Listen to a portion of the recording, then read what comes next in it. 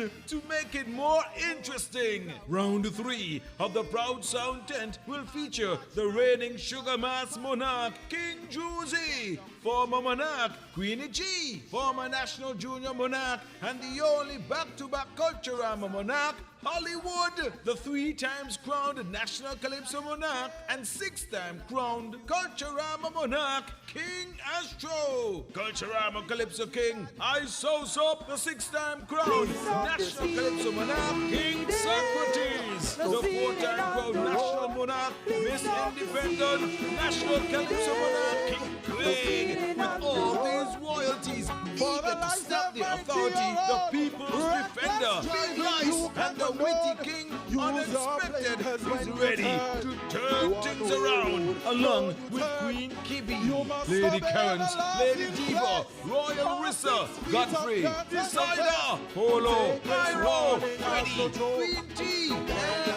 others.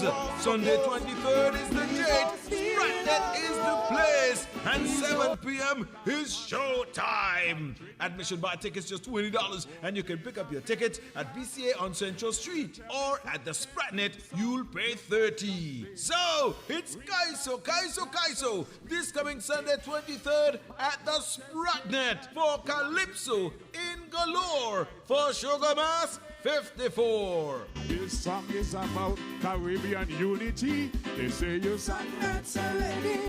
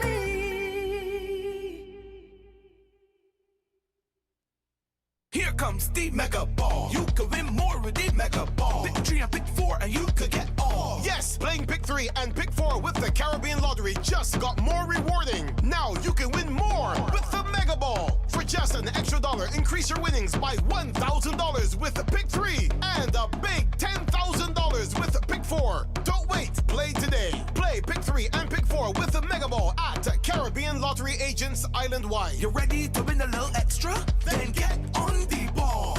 Must be 21 and over to play.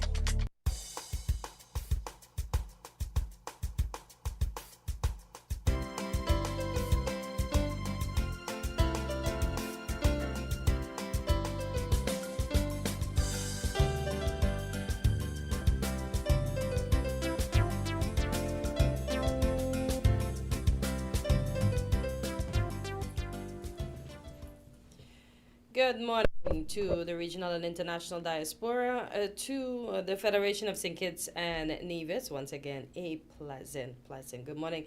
We've made it to the end of another work week for most of us. It is Friday, November the 21st, 2025. It's just about 4 minutes after the hour of 8. For those of you celebrating, be it a birthday, your anniversary, a graduation, whatever you're celebrating, celebrate hearty and just be grateful and thankful that for those of you celebrating birthdays, that you've made it the next 365 around the sun. Just to remind you, if you're listening to us, we are on your FM dial at 98.9. We're being simulcast on TVC Channel 40, Facebook, as well as YouTube. To remind you of our numbers, if you're in the UK, you can reach us at 0333-440-065. In the US, you can get us at 1-718-285-6984 or 1-305-921-4619 or our local number 466-0989. Quint, good morning. How are you doing today? I'm fine, thank you. And you? I am trying to be okay. I Don't know if you saw when I sat down, I let out like a big whiff of air, like, oh my God. I swear, the days are just going.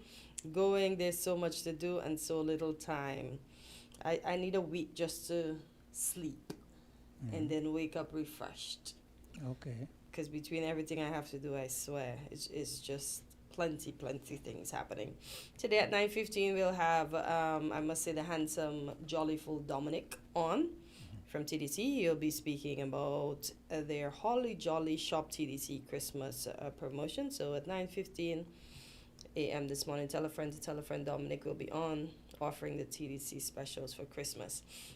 I know we go hard all week, Quint, so I wanted to just, give Friday a bit of a soft touch. So I wanted to ask you, I asked someone, what traditions do they miss at Christmas, right? Before I ask you, the person said traditional real clown music and traditional real clown dancing. So, and I understand because before you never knew who the clowns were. You had to hope it's one of your friends that you see because they always wore their masks. They always was well suited up. But now, as I said, you see this generation, they wear the suits halfway. The mask is watching you from the back of their head, so you know exactly who they are. And I don't see the dancing. I don't hear the whips. I just see everybody bunch up and everybody having a whale of a time. Yeah. So, we have a caller? Yeah, we do. Caller, good morning. You're live in Island Sea. Good morning, Potencia. Good morning, Queen. How are you guys doing this morning? Good. Cool. Yourself? I'm blessed, highly favored, and giving thanks. Thank you. All right. Glad to hear. Interesting way to start the show with clowns. Yep. And that is so correct because they've taken it to another level, actually, in terms of the costumes. A lot of people, they buy the costume, especially just the jumpsuit, and they jam Juve in that. Not Juve, sorry. Parade and last lap in that. Yep. I guess they want to be a part of the whole proceedings without paying the Costume money. the cost. Yes, exactly. So once you have that, though it costs about $600, $700, $800, $1,000. Once you pay that once, you have that for forever. It traditionally lasts long. But I don't think people would say the costumes evolved because they are making the half suits now. They're not making the entire costume. They're just making the pants element. Because you would recall in the past, people just used to tie the top around them, wear the T-shirt or whatever, and tie the top around them and wear the pants. But now they take it a step further. So it's not just the music disappearing, it's the actually suit. Oh, okay. And that's an interesting thing. And I must say they look decent. Yeah. But I see most of them still have the whole suit and they do the tie now, but they have on, whether it's a carnival-looking bra, sports bra, the young gentlemen have on the white T-shirts or a marina, as it is called here in St. Kitts, a vest of some sort. I am, now that you say it, I'm going to start looking for the pantaloon because I've not seen the pantaloon. Okay, well, plus I'm encouraging you and Quint to perhaps get involved, get a suit, and join my name. Join the clown suit, the troop. Caller, you really want to put me and Quint in that? That's not on my bucket list, and I ain't gonna put it on Quint's bucket list. I can't be in that at all. That's too many people. You know, when I was young, I had a family who was the head of the clowns. Like when I say the head, like he was the big boss of the clowns. He was a ward. And I remember as a young chap, the clown was always my favorite. But over the years, as has happened, you don't hear the traditional clown music. You know? And I remember back when I was young, at a certain point, the clowns will do what they call swapping, when they would just beat one another with their hunters. And that is why the clown suit is important, because when they hold it out like that, they don't feel the blows, because it hits the webbing and so forth. Yeah. I never knew that. Yeah. See, I'm learning something today. Yeah. Okay. So there's a technique in how you do it. You would say, bap, bap, but they wouldn't really feel the blows and so forth. And that would be a big, big thing.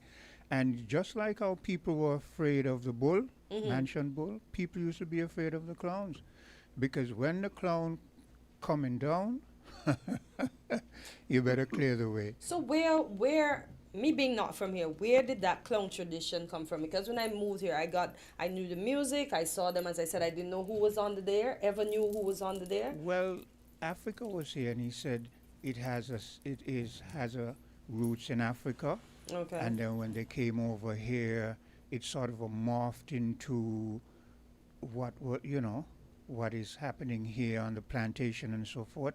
But I really don't know the roots, the link of it. Perhaps Africa, if he's listening when he comes in on one of his shows, he can, because he seems to be much more fair of certain things than I am, and maybe Biff himself being a part of the culture.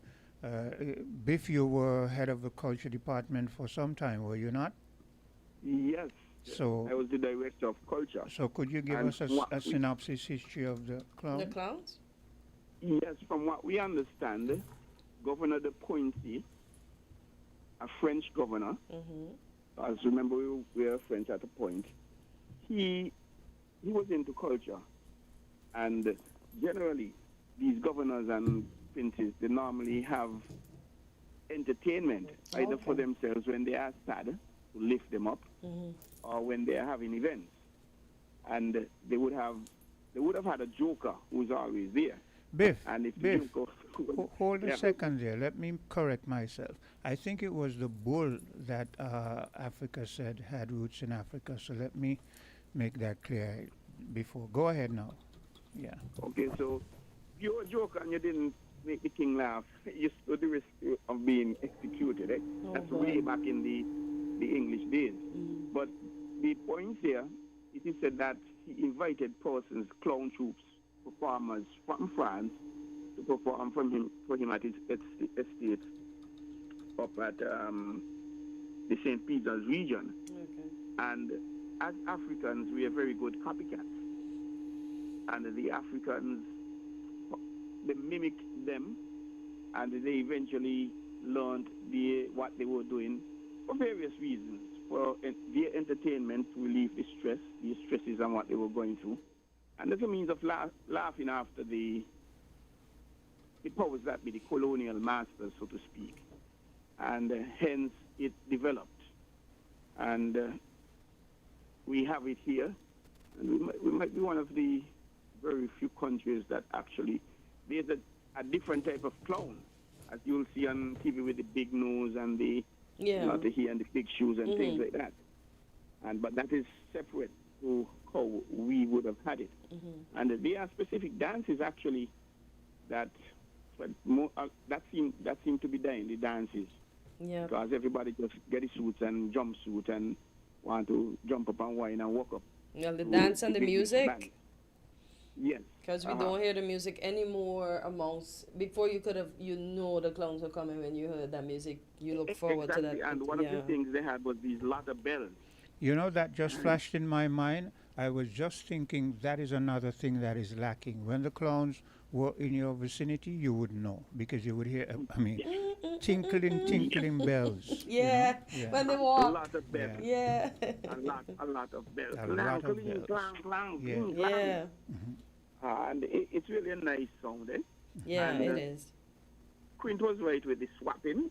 And anybody can't really do it because there's a technique. Yeah. And yes, you who receiving the lick from the hunter, when you spread your suit, you also have to twist and turn and put it in a particular way so you won't get the impact of that.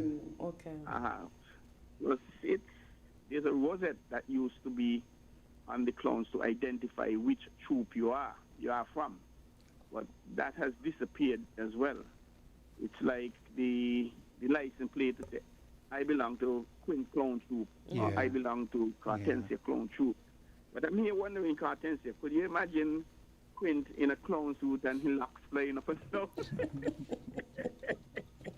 Then I definitely know that's Quint. From the length of the locks. But before I run, I think it was Gregory who made a point earlier in this week, I believe, that in the spirit of Christmas, it was better when The church it was did it. being controlled by the churches. The churches. Yeah. It has been challenging over the years because the churches, they have different, what's the word I'm looking for? Different interpretations. Some celebrate Christmas, some don't. So even when we invite churches to perform, some churches, several times, they said, no, we cannot, we're not available. But at times, one or two of them would have come down to the event, and when they reach, they say, hey, we don't want to participate anymore. But they stay and they watch the entire show. Oh, okay. I don't know whatever convictions they may have had. And it's not easy to get people.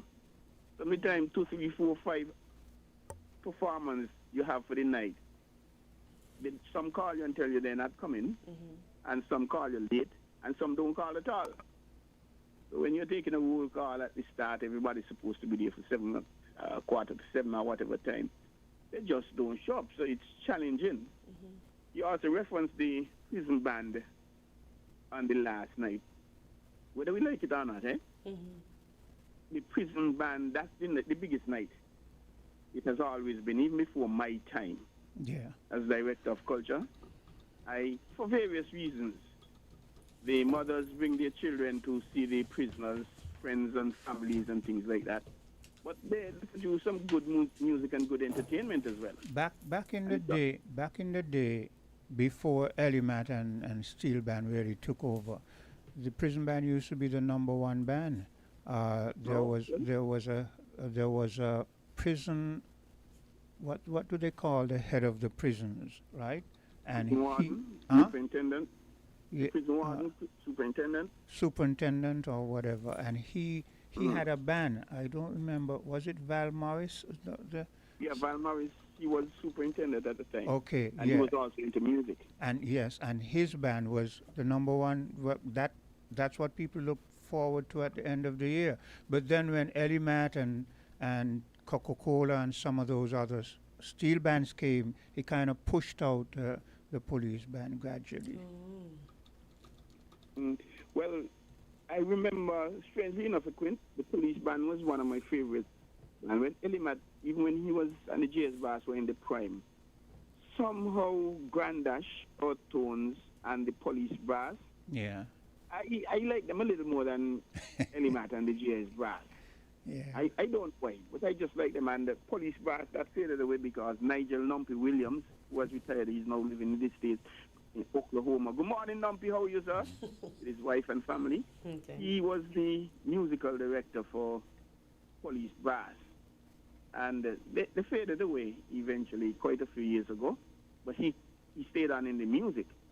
And for the Calypso this year, I'm hearing that the Legends Band, which has been around for, 20 years or thereabout, 20 plus years? Yeah. Back in Calypso for Carnival, I understand that they're not participating this year. No. And Socrates says the Grandmasters. He said the dance can't play for the lights. Oh boy. I know every year he would be complaining after they have performed that he wanted his band members to get paid because they were always paid late. Oh boy. And it's not easy being the band life, eh? You have to go practice so many times, not only the Calypsonians, but other songs that you'll need to perform and things like that. Go there and you're going home late at night, especially in the carnival season. And it's unfortunate, but I don't think we value our culture. We value the art enough. Yeah. The dancing, even the folklore. Because I understand the clowns and whatever, they're not being paid to perform on last lap. Oh. When I took over as the director of culture, back in 2015, the folklore were getting $500 EC. Go to Patsy Yallers from 10 o'clock in the morning, ready for New Year's Day to perform until 6, 7 in the night, $500 EC. Mm-hmm. And we took that up to $2,500 per troop. Okay. And I believe that wasn't enough for them, for the work they do. Mm-hmm. But some persons had a problem paying them that. Yes. The amount of time I had to justify, why are we paying the clowns $2,500 to perform for 8 hours in the day? 8 hours, imagine 8 hours. Yeah, and when you got 14, 15 people, I mean, Yeah. how could we expect that the folklore and the arts, you'll have a livelihood from it, similar to what Chakotay is expecting? When we want the performances, but we don't want them to pay. We don't want them to pay. Yeah. And it's the same hours they're putting in. And it's not a case now where you only see the folklore at Christmas time. You're seeing the folklore basically All 365 around. Yeah, days. all around. Yeah. Yeah. When the ships come in. Yeah, because it's part of the tourism product. Yeah. Exactly. Every event you have here, regionally, internationally, perhaps the masquerade or clowns will be at the airport to welcome them. Yeah. And they're going to have an opening night. You want the folklore, and they might have a cultural night. You want the folklore to be performing, and you want them to perform free. A feather for the masquerade, that's about nearly 10 easy now. Yeah. And when a masquerade is going to have maybe 100, maybe even more feathers in his hat. Yeah. Could you imagine that? Yeah, people don't Cloths understand and the those ribbons things. Yeah. to make themselves so beautiful and presentable. Yeah. And we don't want to pay them. And even entities, when you tell them the call you, and I don't know how much they're performing now, $700, $1,000, oh, that is too much. These guys have been practicing and performing since they're about 4 or 5. Yeah. You might go to college, university, and get your degree, spend 4 years in the university. These guys would have spent 30 years, 35 years, 40 years practicing their craft. Yeah. The late banjo man Pepper, for example, may so rest in peace, James Hamilton. He started playing banjo music when he was 12, and up to 81, 80-something, he was still. So they have made that investment. Yeah.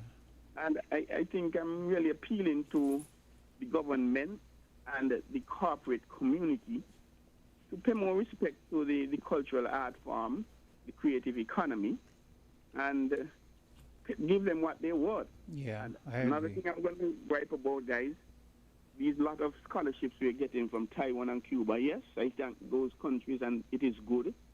But how many doctors do we want in St. Kitts? I'm sure we have probably 2 times per capita the amount of doctors in the entire world. What about giving or negotiating degrees in sports administration, nutritionists, Yeah. and for the creative economy as well, dancers, dramatists, writing music? Because all of those are part of our culture, Yes. not just the dancing, but we need those backroom persons. Yeah, preservation. Who are going to support us, yes. Yeah. Otherwise, you're going to wake up one morning and find out that we football dead. Biff. And we culture them. Biff. Morning, guys. You're gonna have to wrap up soon, but there's Yeah, another that's it for call. me, guys. Yeah. All right. Okay. Thank you so much. Yes, no problem. Go ahead. Go ahead. Morning, Cole. morning, guys. Morning. How are Yeah. you doing today? I'm gonna say, I lost an aunt on Wednesday. Quint, I don't know if you remember my aunt Cam. Condolences. I don't remember. Was she living in Connery? Yeah, Then I would have, but I can't bring the face right now. but she had left for a number of years. She was out a good while. So Oh, okay. yeah. So she my passed my on- condolences. Our passed condolences. on Wednesday. Yeah. Can you remember my cousin Wani Yeah. and Brenda? You Yeah. remember Brenda? Yeah. Their mom. Oh, okay. Then I would have known her then. Yeah. Yeah, their mom, she passed on Wednesday. But as y'all were talking about the clown and stuff, Quint, I don't know, I'm sure you remember when growing up, we used to look forward to the clown and the steel pan, Mr. Howe and them coming to the village. That's when you know the holidays upon us. Yeah. You know the holidays coming because you're going to hear them 5 start blowing and the clown, and those were the days. Yeah. But anyway, I'll call back, guys. All Okay. right. You Thank take you, care. Cleo. And again, our condolences. Yes, indeed. Thank We'll keep you you. prayed up. Yeah. Let's take a bit of a commercial break, and we'll be back. WINN is 98.9. 98.9 is Win FM.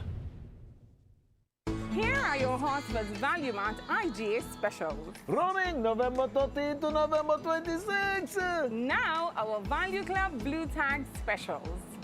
Essential everyday disposable containers, just $15.99. Orville Red and Barker microwave popcorn, $10.99. Blue Bunny ice cream is just $22.99. Downy fabric softener, $24.99.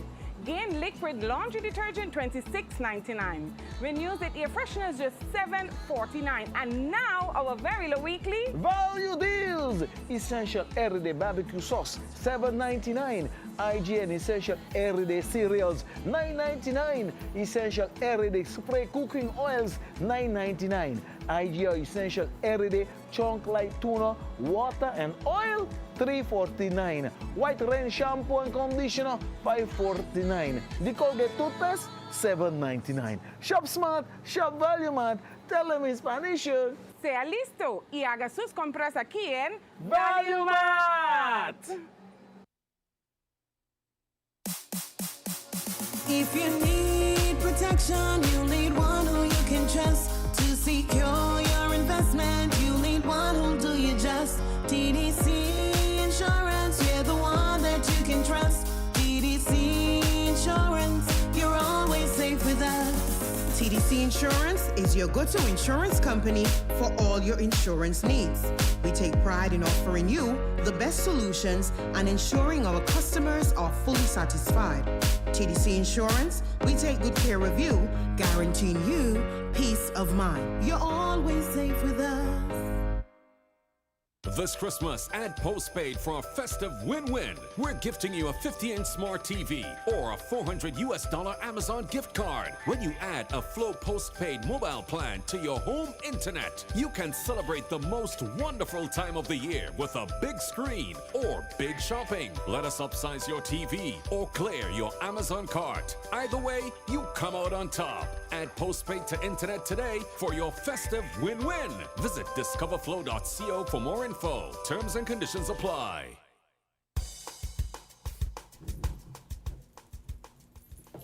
And we're back on Island Tea, just about 27 minutes after the hour of 8.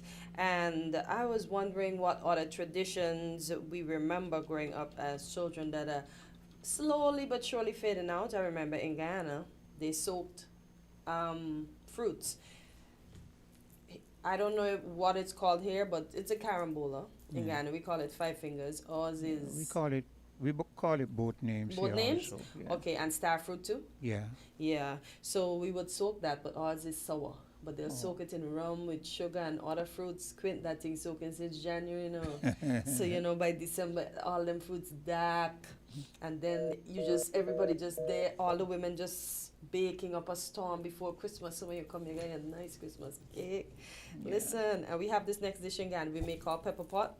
It's a pot of meat. It's from the indigenous people, the Amerindians. It's made with something like browning, but it's called kasrep.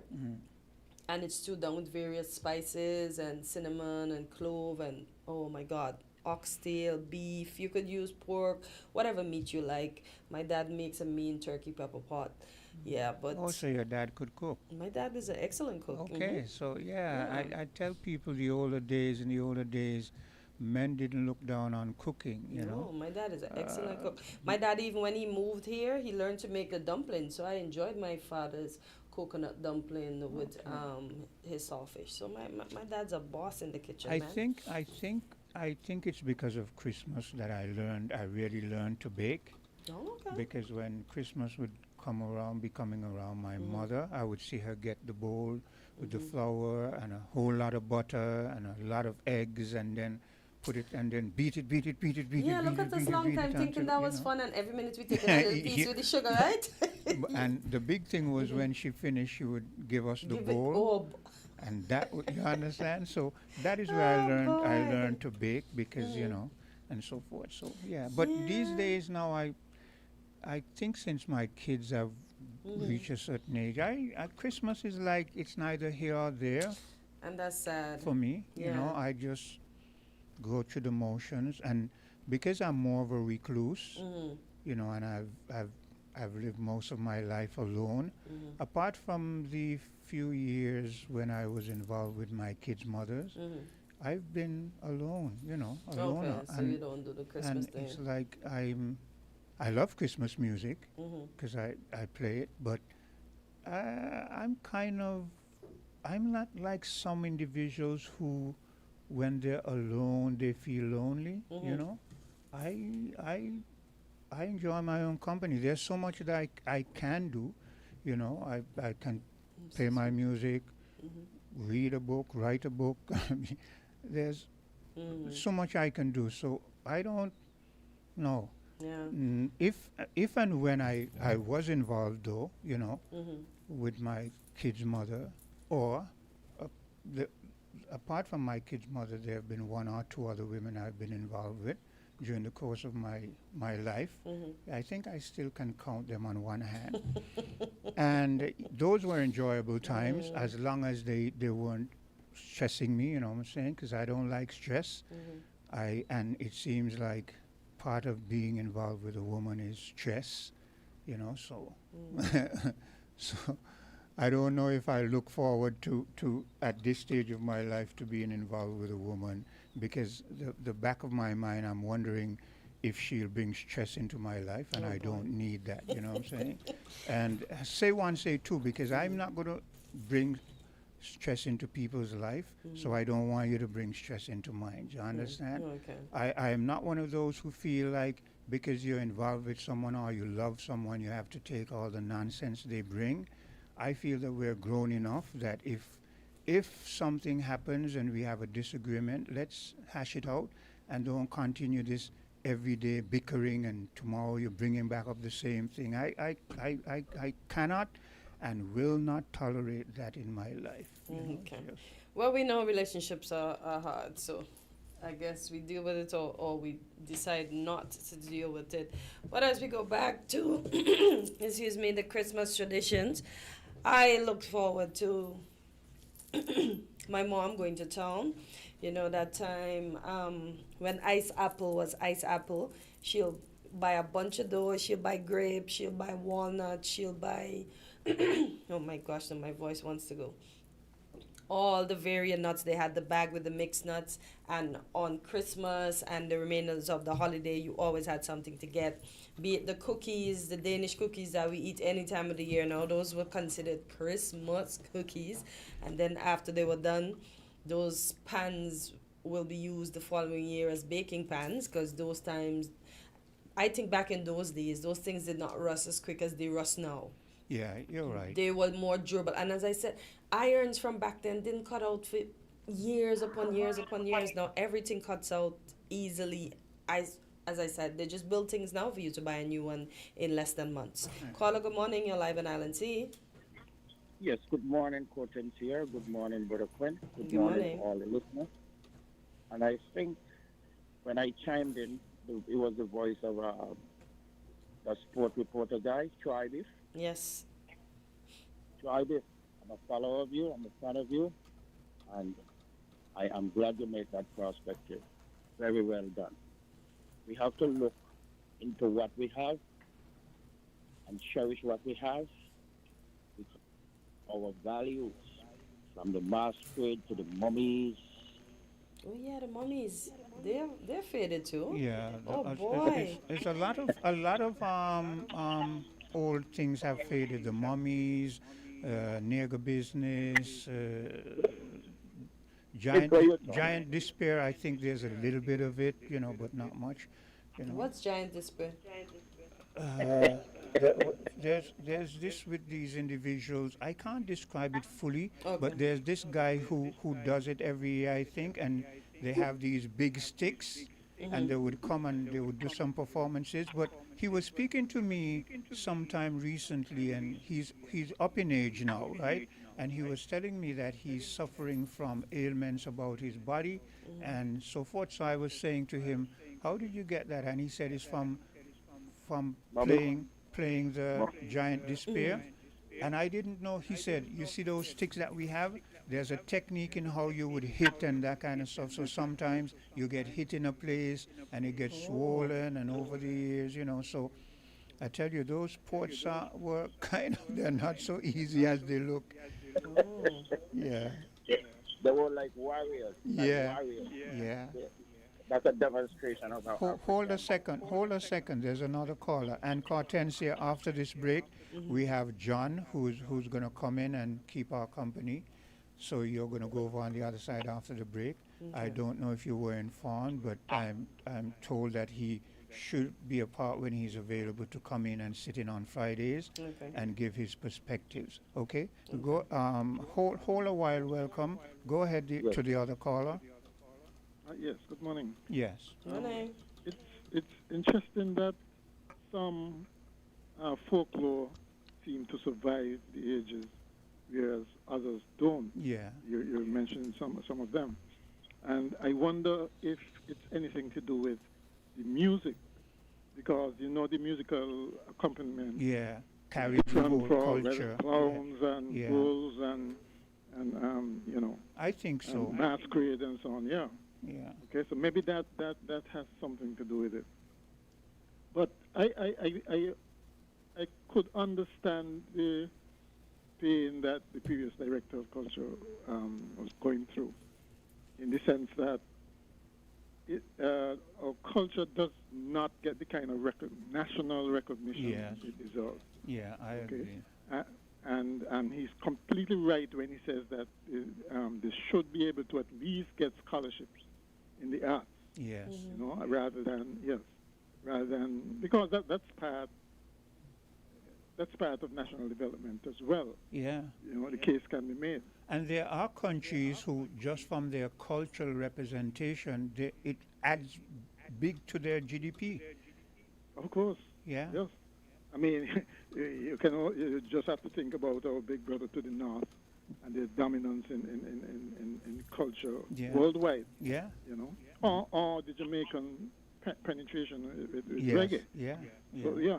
But I was wondering, it's very difficult to help a lot of different troops, a lot of different folklore people when they're so disparate. I mean, you know, it's like, well, every village might have one or something like that. Okay?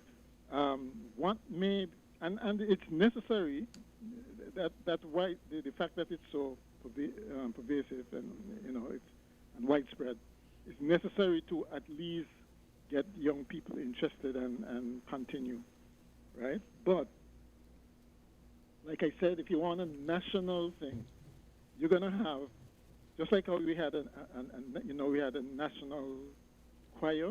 Yes. Right. A national clown troupe, a national. But here's something though, because right now it seems to me the most popular troupe in the Federation of St. Kitts and Nevis is the clown troupe. That's a positive, but there's a negative to it.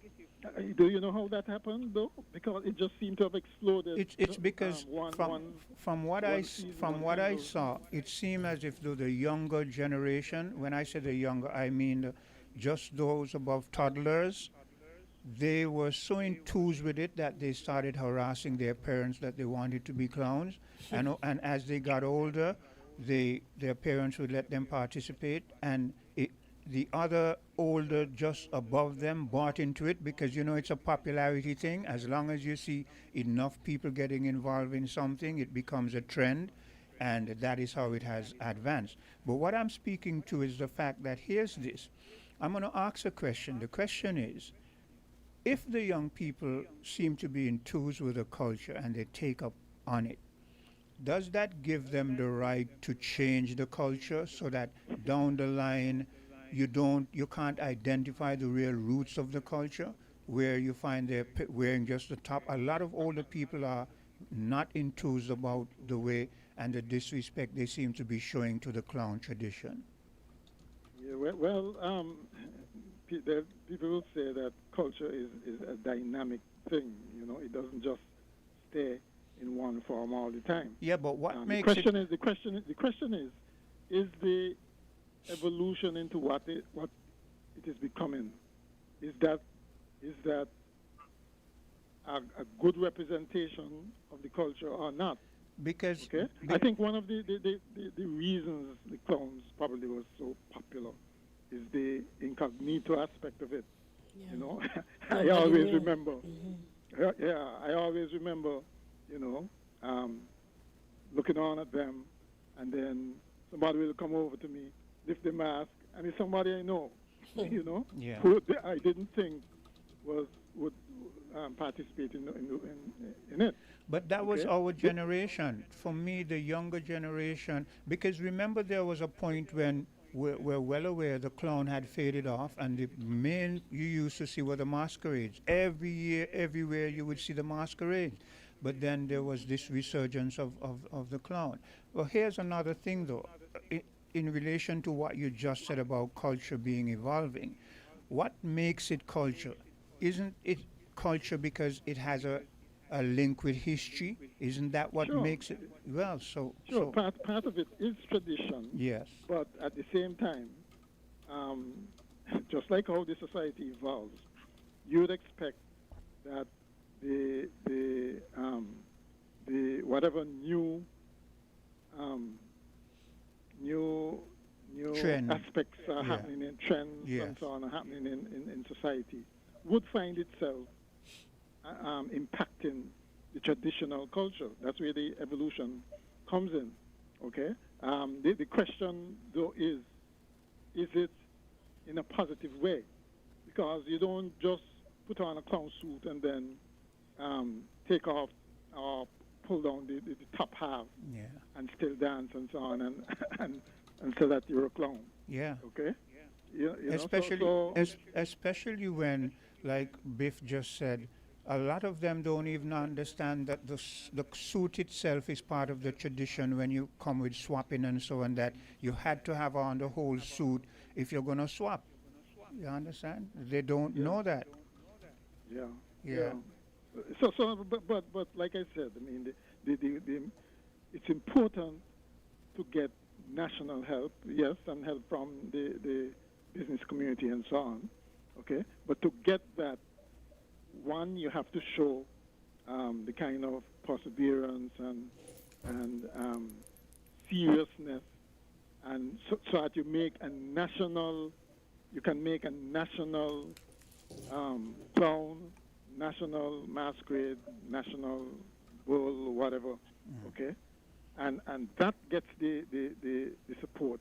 The other peripheral things or people would then, not that you're discarding them, because they are who going to make up the national troops, okay? But I'm just thinking for survivability and for certainly for making sure that it still looks authentic, because quite honestly, some of them look drab and worn out. Yeah. And so on, you know? I'm going to let Mr. Yeah. Welcome come chime back in soon, Okay. and then we're going to have All right, to. then. I'll leave it there. All right, thank you, Mr. I McMahon. don't even remember. Welcome, you're still there? Welcome. It seemed as if though I dropped him instead of Mr. McMahon. But what I was going to say is this, just before we take a bit of a break. I question whether or not we really want every aspect of culture. I believe that there's some aspect of culture that especially the political system doesn't want to survive, especially the calypso culture. It seems to me that the political system does not want the traditional calypso culture to survive, because the traditional calypso was about what was happening in society. They were like the newspaper. They spoke about the gripes and the grievances and the lack of leadership and not doing what the country wants. And they were sort of the conscience of the people, poking at the political aspects. And it seems as if, though, to me, the politics is intentionally killing that, because they are not mature enough to listen, to sit down. I remember the days when leaders will sit down in the congregation, go in the park, and right up to the front seat, and Calypsonians will be up there singing their songs and pointing at the leaders, and the people would look across at the leaders, and the leaders were thick-skinned enough, to know that this is their culture. But not now. These leaders, they want to water it down, and they try to do things like telling you, send in your lyrics before, and they say, well, we have to do that because of copyright and blah, blah, blah. But next thing you know, lyrics that were hitting them, that person doesn't pass certain rounds and all that kind of stuff. And I say this is bad.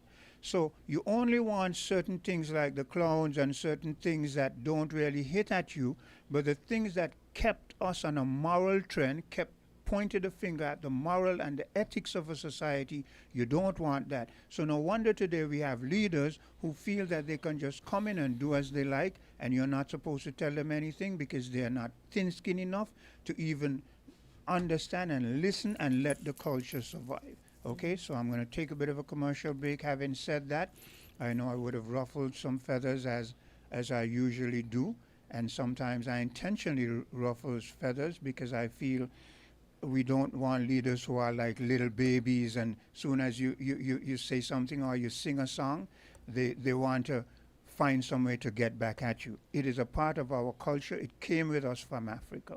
We're different. We're 98.9. 98.9. Win FM.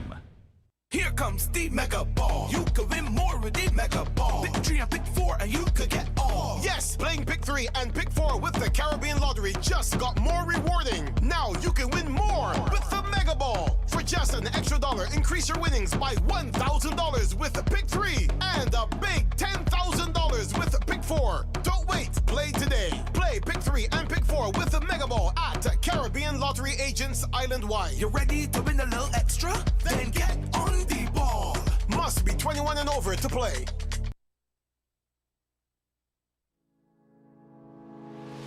Did you know that making untrue and harmful statements about someone online can be considered defamatory?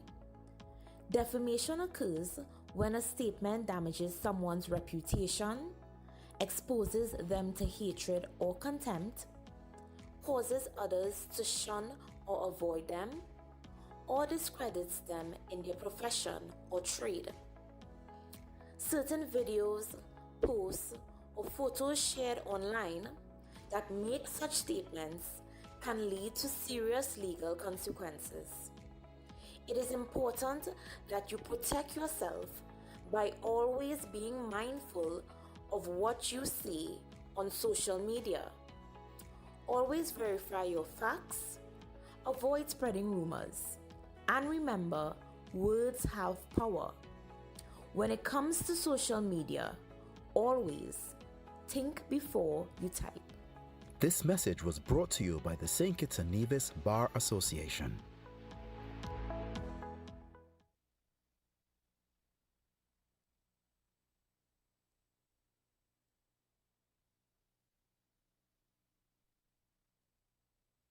This Christmas, add postpaid for a festive win-win. We're gifting you a 50-inch smart TV or a $400 Amazon gift card. When you add a Flow postpaid mobile plan to your home internet, you can celebrate the most wonderful time of the year with a big screen or big shopping. Let us upsize your TV or clear your Amazon cart. Either way, you come out on top. Add postpaid to internet today for your festive win-win. Visit discoverflow.co for more info. Terms and conditions apply.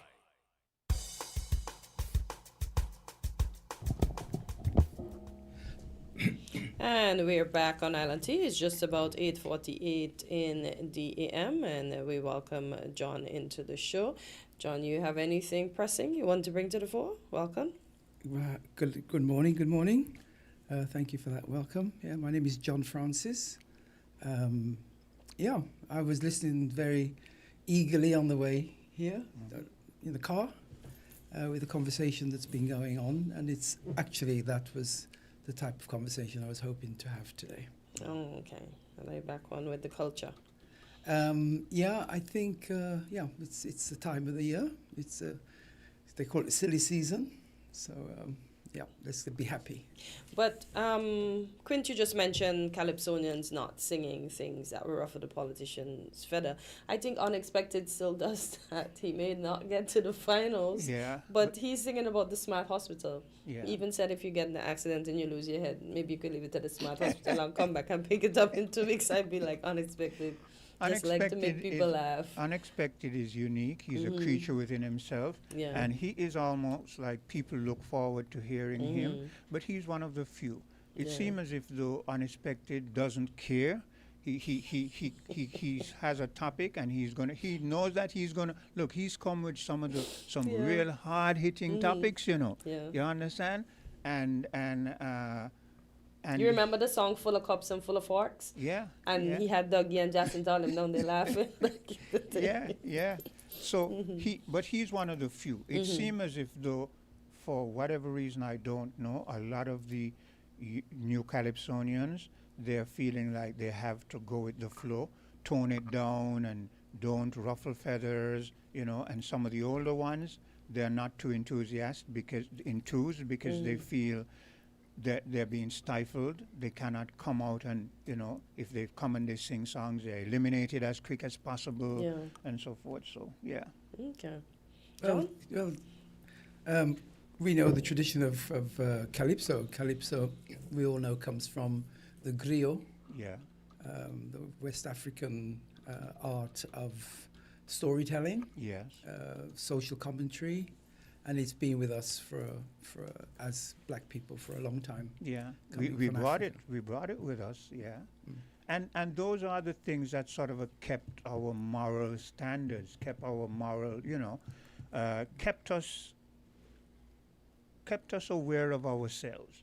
Things like nigger business. Nigger business was a big thing, and then it faded out because people would start to threaten that they would sue you because, you know, nigger business was something happened in various villages and somebody got thrown out or a husband beat up his wife or something like that. So it was literally people's business? Yeah, it was people. It was nigger. Nigger is people. It's a word for people, so it's nigger business. But I didn't realize it was like true stories. Yeah, it was true stories. But it was done in a way that only the people in the vicinity would know. For instance, if it's something that happened in Connery people would know who the person is because they're not going to come and say your name or whatever, but they would go through the motions, and then the people from other villages, they would know, well, okay, in that village this thing happened, but they wouldn't know who it was because they're not from that village.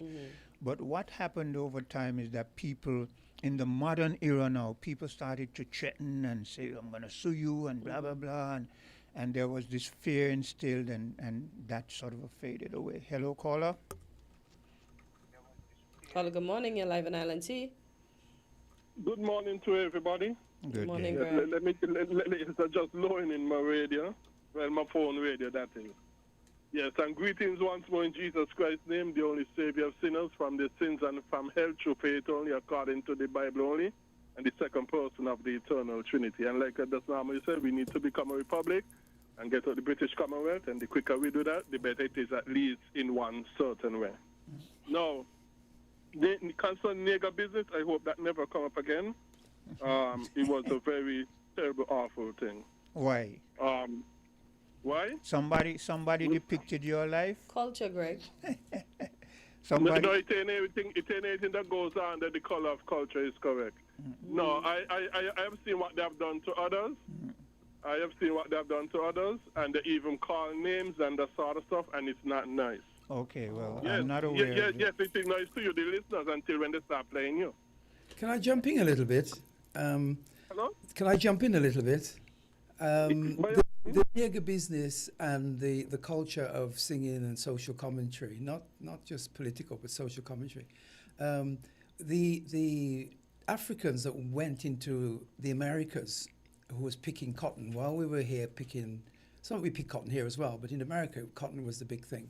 And out of the nigger business tradition, folklore, griot tradition, came the blues. Yeah. Became the blues. The gentlemen, men, who, they were allowed to play guitars up in the cotton field for some reason. And there were young men who was writing lyrics and about their experiences, just like how Calypsonians are doing here. And they created songs that was enjoyed by their own people in the fields as they pick cotton. And then that whole thing grew into into rock and roll. And that grew into rock and roll, a whole industry, a mega industry. You know how big that is? It's like $9 billion a year at the moment. And then some of it even came back to the Caribbean in form of gospel and reggae music and soca music, and give us what we have. So the tradition of singing social culture like the griot did in Africa is far-reaching, and it must be looked at in very serious context. Yeah, and to go back to the blues, I'm glad you brought that up, because it is said and proven that every genre of modern music stems from the blues, right? Every genre, whether it be soul, jazz, funk, rock, everything came from the blues. And to go back to what John was saying, it was the blues because their life was like hell.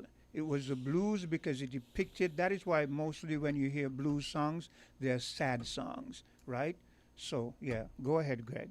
Yeah, what I'm saying, man, have no problem with a person singing about their own life, and then you got to be careful, because if you involve other person, you could be sued. But other than that, man, got a problem with people singing about it. But when you're going to hear other people dirty laundry, and some of the time they went and make up stuff. They did make up stuff, according to one person who used to be following them up. They did make up stuff. As a matter of fact, a person who used to follow them gave me a story, and he told me, you know, he used to love, he was a part of the nigger business band. He was a part of it.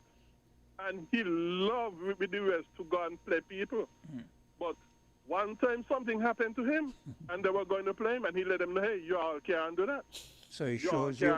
You all can't play me. So it shows you. So it shows you the hypocrisy, right? But in any form of art, Greg, the making, what you call making up, is the creativity, right? So you see it in the movies. If they're going to do a story of John or Quint or Hortensia, they're going to add him, they're going to embellish it a bit so that it is more marketable. And you would see it in the caption, whether at the beginning or after, that this is stemming from real life, but there have been certain things inserted for the purpose of, making it more. So it's all about creative art.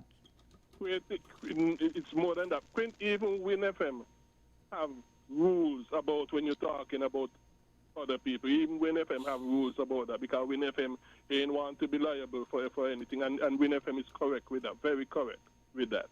Now, secondly, I would like to say, I'm not surprised the government have problems with the spirit of Christmas in getting churches to be a part of them. I'm not surprised they have any problem. And what I said about the prison band, I did not say it to degrade them, because they are very talented, very talented. But what I'm saying is that the spirit of Christmas have so degenerated that it has become not more than just mere entertainment with a little sprinkle of a little message about Jesus Christ. I remember one time when I was there and the prison band were playing, and then when they started to play certain bands, I see certain people who I assume was very religious started to leave, get up and start to leave. So but when it was run by the churches, a lot of churches used to participate, But anyway, I want like to say two more things very quickly. Well, actually three, very quickly. I remember time we were talking about a fella son in the bowl, and he told me, hey, we started it in Newtown. Molyneux people came in later. No, Mansion people came in later. But he and the guy started it in Newtown. But he wasn't living in St. Time. He was living overseas at the time, but he was here on a visit. And he said when they started out, they never used to run after women and holding women. He says the Mansion people who introduced it into the bull tradition. Well, maybe that, so you're talking nigger business now? Maybe that is why it's called Mansion. The Mansion bull used to be the most popular. I don't know. Yeah, but he would tell me, hey, he and the fellas he were part of whatever group that started it in Newtown. That's what he told me. Okay. But two more things quickly. Yesterday when I was talking about exports and that sort of stuff, Quint, remember I said to you, I'm talking about worldly export. Twice I used the term worldly export, and I also use the term worldly education. And I said the Bible is the way to go, not these human worldly exports. that is what I was referring to when I referred to the export, the worldly exports that are based on humanism. I'm not talking about people who are filled with the scripture and speak according to scripture, because them are the real experts to me, who knows the truth. And lastly, I would also like to say, you spoke yesterday about Jim Jones and his Jamestown. Jonestown. His Jamestown. Jonestown. Oh, it's Jonestown. Yes. Okay, Jonestown. His Jonestown commune. And you asked if it was a libertarian thing. No. Jim Jones was a very militant communist, socialist, Marxist person. And his little community that he built in Guyana was based upon the philosophies of Marxism, communism, and socialism. He was very, very the opposite of libertarianism. So define for me your understanding of libertarianism. Well, libertarianism is one. Libertarians do not believe in the initiation of violence. They believe in defending themselves, yes, but not in the initiation of violence. Also, that they believe that government should not be controlling people's lives. They believe in some. And he believed that. That's why he ran away from the States, because America was in his life. Even when the congressman came to visit, he thought they were invading again. That's why one of his followers attacked the congressman. So he is technically a libertarian. Yeah, but no. And even your first point, Greg, where you say they do not initially attack. When he started, was he initially attacking anything? That eventually happened because people weren't conforming and everything was going to, and he felt he knew that the system was going to come down on him, the hammer was going to fall on him, and then he resorted to this really despicable act. Yes, but he committed some acts in America that libertarians would condemn. Acts such as what? Libertarians do not believe that, libertarians believe that it is wrong to steal and defraud people and that sort of stuff. Yeah, and the libertarians that we know, the majority of them, their history is stealing and defrauding. Exactly. Well, as far as I know, people like Mrs. Rothbard. But you see, you're picking out. You name other libertarians, and they condemn those things. It's like saying that all black people are good people. You know what I'm saying? No. All that people are not good or bad. So then you can't paint libertarianism with a narrow brush. That is what we're saying. But what I'm saying, this is what I know. The philosophy of libertarianism, and Cartesian read it out twice in the past. Libertarianism, part of the philosophy of libertarianism is taking personal responsibility. Wait, the philosophy of a person who believes in the doctrine that human beings possess free will, and he wanted free will. He didn't want anything. That's why he ran away from America. That is why I asked you to give your definition. That is the main do you believe aspect in free will? of the definition. To a certain extent. Okay, to a certain But Greg says free will doesn't exist. No, I don't believe in free will. Greg says free will does not exist. Wait, obviously you don't believe in free will. I don't believe in free will. I don't believe it exists either. I believe in free will. I believe in free will. You say it doesn't exist. Hold a while though, because we've had a patient caller there for a very long time. Hello, caller. Yeah, good morning to you guys, man. Yeah. Morning. How are you? Yeah. So Quint, what about I don't see when we see something like Quint. Yeah. He walks like a duck and quacks like a duck. You wouldn't like this to I couldn't have put it better myself. The interjection that Matt Mahon made about Jim Jones and Cartensier, I mean, it's kind of right on point for me. I mean, we cannot stand off, defend, you know what I mean? That Jim Jones thing was definitely, it has so much similarities like a libertarian place. Yeah, it seems to me as if you gotta look at the similarities. It seems to me Greg's main thing is that because they were communists and so on and so forth, that segregates them from libertarian traits, but no. No, he wanted to do what is even the monies that he wanted them to distribute. He wasn't giving it to the U.S. embassy. He was giving it to the Soviet embassy, but it never made it there. The gentleman abandoned it in the bushes, and as the story goes, the police and the soldiers stole it, etc., etc. Yeah, but what I'm saying, but Quint, both you and Cartenter say you all believe in free will. Okay, sorry to misinterpret you. I thought you said you didn't believe in it, but you said a second time you believe in it. Both you and Cartenter believe in free will, and yet none of y'all would consider yourself libertarian. So not because Jim Jones or somebody believe in free will, which I don't even know Jim Jones believe in free will. Listen.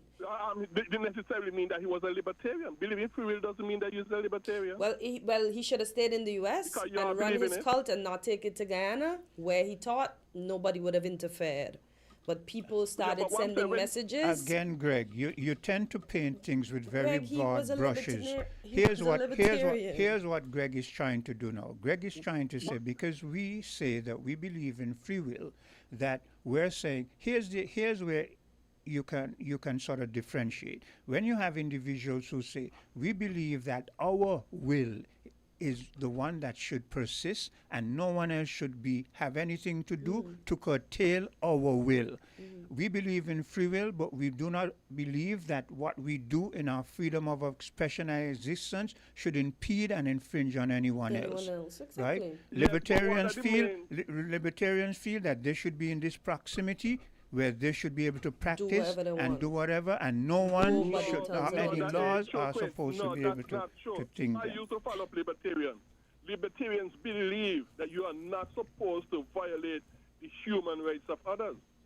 Libertarian is against slavery and all them stuff, because one of the main tenets of libertarianism is that you are not supposed to violate the human rights of others.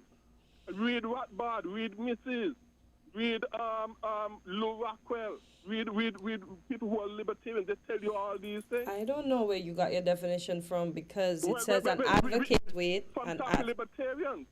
Libertarians, an advocate or supporter of a political philosophy that advocates only minimal state intervention in the free market and private lives of citizens. He did not want the U.S. government investigating him because, of course, he had people selling their houses, he pocketing the money, he even had offshore accounts in Switzerland and other countries with the people's money, not his money. But no criminal want anybody investigating them. You don't have to be a libertarian. No criminal want anybody. He wanted to do whatever he wanted. So then, Greg, a libertarian could be a criminal, just like some. Yes, of course. So let's quell that argument. So how is Jim Jones not a libertarian? To the other caller, Greg, hold. Let the other caller. God. Greg is a libertarian. Burl, you may go ahead because you've been waiting long and you deserve to be. Well, I'm just going to say straight and direct that Jim Jones stuff was a cult, and they are libertarians. The whole stuff was libertarian. I don't care what nobody said. That's my voice. That's my opinions and my views. Because he wanted to do what he wanted to do with minimal intervention. I just read it. Okay. No, that's not what libertarian believe. Anyway, Greg, we know you're gonna hold your stance, and we're gonna hold ours. So. But read people like Rothbard and stuff. You find libertarians that believe that you have the right to do whatever you want. Greg, it's the same like you will say that when we say Christians do certain things, you're gonna say, but they weren't real Christians. So so that's what I'm saying. So how do we define real Christians from where, Anyway, we're going to have to take a bit of a break right now, okay? And we'll be right back. Yeah, we'll leave it there, man. Thanks, man. Yeah. Thank you, We're different. We're 98.9. 98.9. Win FM. The clock is ticking. It's Hartsford's Building and Nevis Centers and Builders Paradise Christmas Countdown Sale. This Thursday, December 18 to that day, December 20. Enjoy 30% off store-wide all weekend. Plus 12% VAT on that day, Saturday, December 20 on everything you need before the holidays. Don't wait. Time is running out to save big before Christmas Day. Build with us at Hartsford's Building and Nevis Centers and get everyday low prices at Builders Paradise. The holidays just got a whole lot brighter with the new $5 Holiday Stash scratch ticket. It's easy to play, packed with $1,000 prizes and many chances for you to win big this holiday season. So go ahead, treat yourself, spread some cheer, and stack some cash. Play Holiday Stash today at Caribbean Lottery agents and vending machines island-wide. Must be 21 years and older to play. Please play responsibly.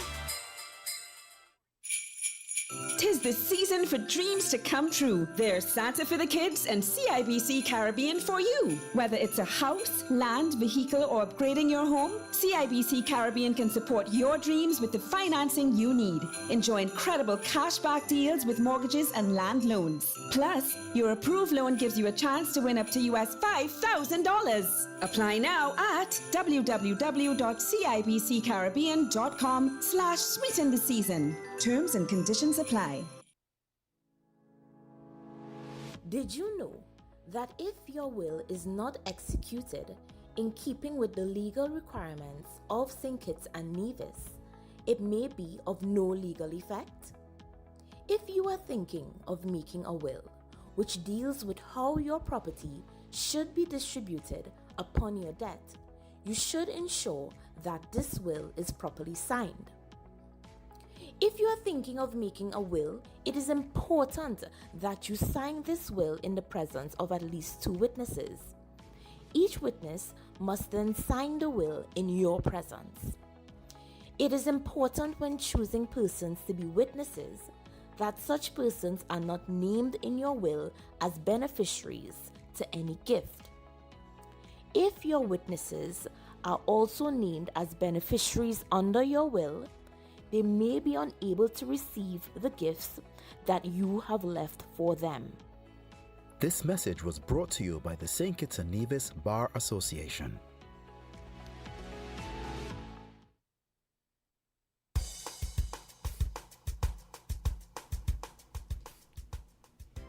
And we are back on Island Tea.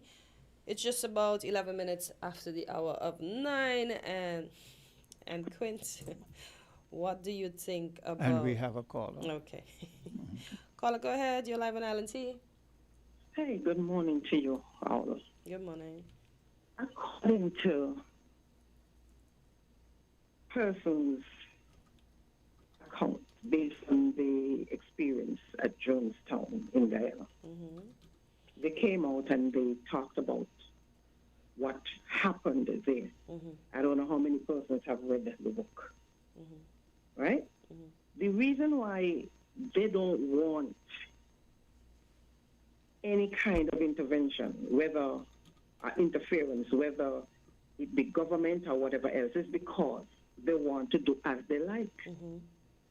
These people, they want to be free to do what they like, but at the same time, they want to hold other people captive. You're not free to do what you like where they are concerned. Yeah. Check the years, hundreds of years. All of them come under this label and worse. Do people, are some people aware, according to persons' personal accounts, that if a young man got married there in Jonestown, and Jim Jones wanted that wife, he took her, and the husband couldn't do anything, or say anything. And if he said anything, Jim Jones got that man beaten up. Yeah. Because he started being abusive. That he sodomized the males there in that camp? Were people aware that he raped young girls?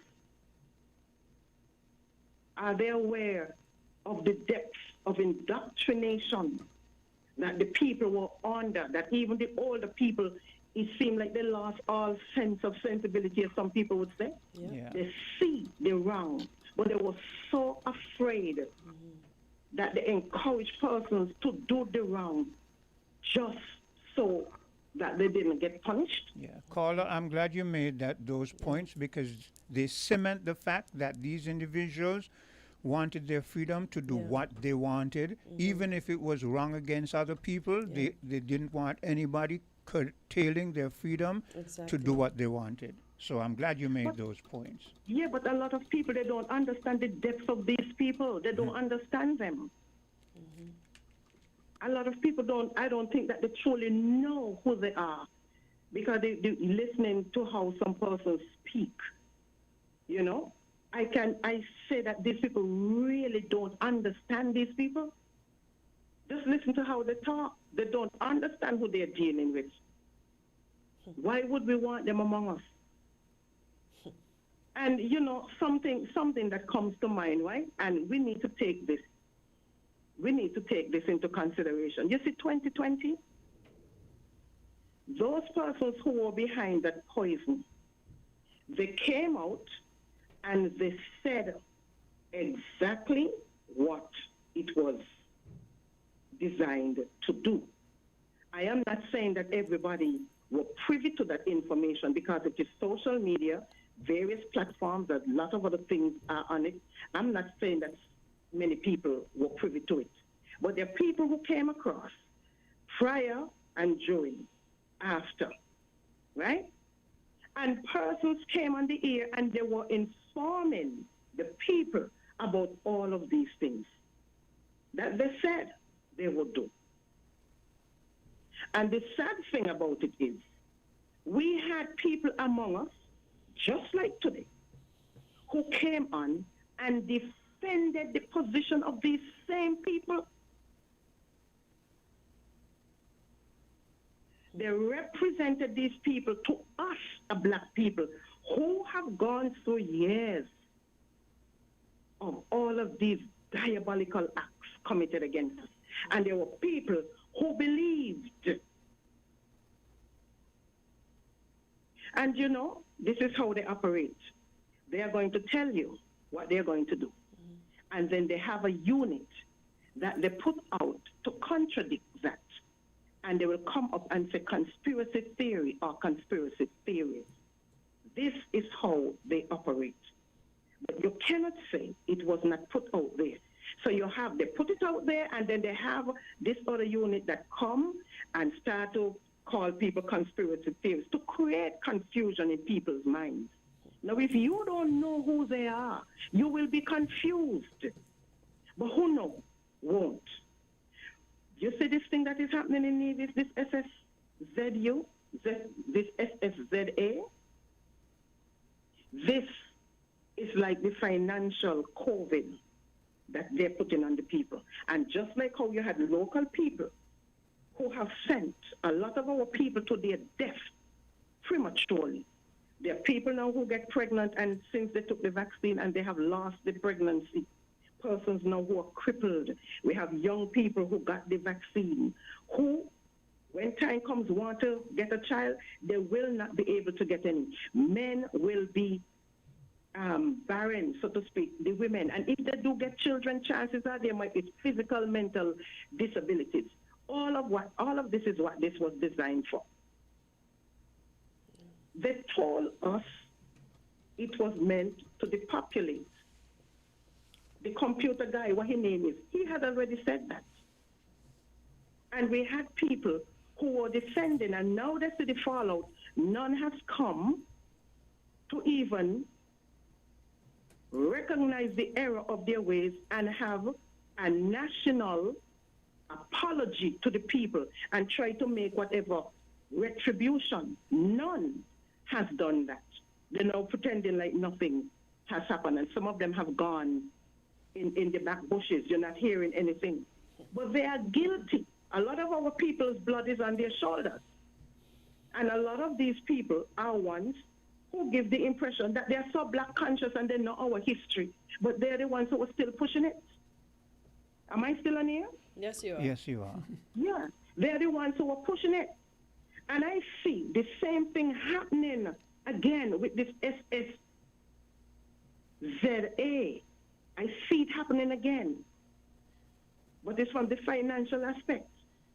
People don't understand what is awaiting them if they go through with that. And I hear some people say, which I do not agree. They say, well, oh, it seems like this thing has already been signed and it seems like it's going through. I don't know why we speak like this. It's as if nothing can be done about it. Why do we speak like this? Because if this is how some of our people feel, why come up and talk about it? It might as well they don't talk about it. What do you mean the people can't do nothing about it? Now I agree. If the if the premier gets back in, because they either get back in by the people voting for them in, or they can manipulate the electoral system. Now, don't let us bury our heads in the sand. These things do happen. So they get back in by will or they get back in by force. Now, let's assume that they get back inside there by force, putting their own selves in there. What will people say? Because it will be said, well, oh, you see, the people voted us back in, so it has to be voted for this project. What if it is not so? So you mean to tell me the people will sit down, resign themselves, and say, well, oh, there's nothing they can do about it. It has to go through? Are we really mad? I don't understand. I listen sometimes to how some of us talk, and we are doing more damage to ourselves by some of the things that we say. We are causing a whole lot more harm and confusion in the minds of our people by the things that we say. We have to be careful. We have to be very, very, very, very careful. So all that we're having right now here, yes? I hear what you're saying, and that is why, for instance, let me show you an example. 2 days ago, but anyway, I hear the bell chiming, and I know we were supposed to be having a TDC stuff. I'm assuming that it's them. So unfortunately, caller, we'll have to pick up this after. I'm going to have to take a bit of a commercial break. Okay? Okay, no problem. Yeah, and because we're overdue, so. Found the sound 98.9. Win FM. Campari, Red Passion, embrace the mix. Campari, Red Passion, full action, this is Red Passion. Embrace the mix, add Campari, make it turn and twist. Add your chaser in your drink. Campari, Red Passion, make the nicest mix. Campari! Campari, Red Passion, embrace the mix. Must be 18 years or older to drink, drink responsibly. The holidays, they just got a whole lot brighter with the new $5 Holiday Stash scratch ticket. It's easy to play, packed with $1,000 prizes and many chances for you to win big this holiday season. So go ahead, treat yourself, spread some cheer, and stack some cash. Play Holiday Stash today at Caribbean Lottery agents and vending machines island-wide. Must be 21 years and older to play. Please play responsibly. The wait is over. Registration is now open for the COSCAP Junior Carnival Parade 2025. This year, we celebrate under the theme National Treasures, highlighting our unspoiled historical sites and cultural art forms. The Masquerade, Clowns, Brimstone Hill, Berkeley Memorial, Independence Square, and from Nevis, Hot Spring, Bath Hotel, and the Botanical Gardens. It all comes alive on Saturday, December 27th, 2025. Sign up now. It's free. Register online at www.skncarnival.com or in person at the Department of Youth, 3rd floor of the Cable Building, Keon Street, Bastyr. But hurry, while stocks last, join the celebration, honor our national treasures, and watch the future of Carnival shine. It's sweet to the core. Sugar Mass 54.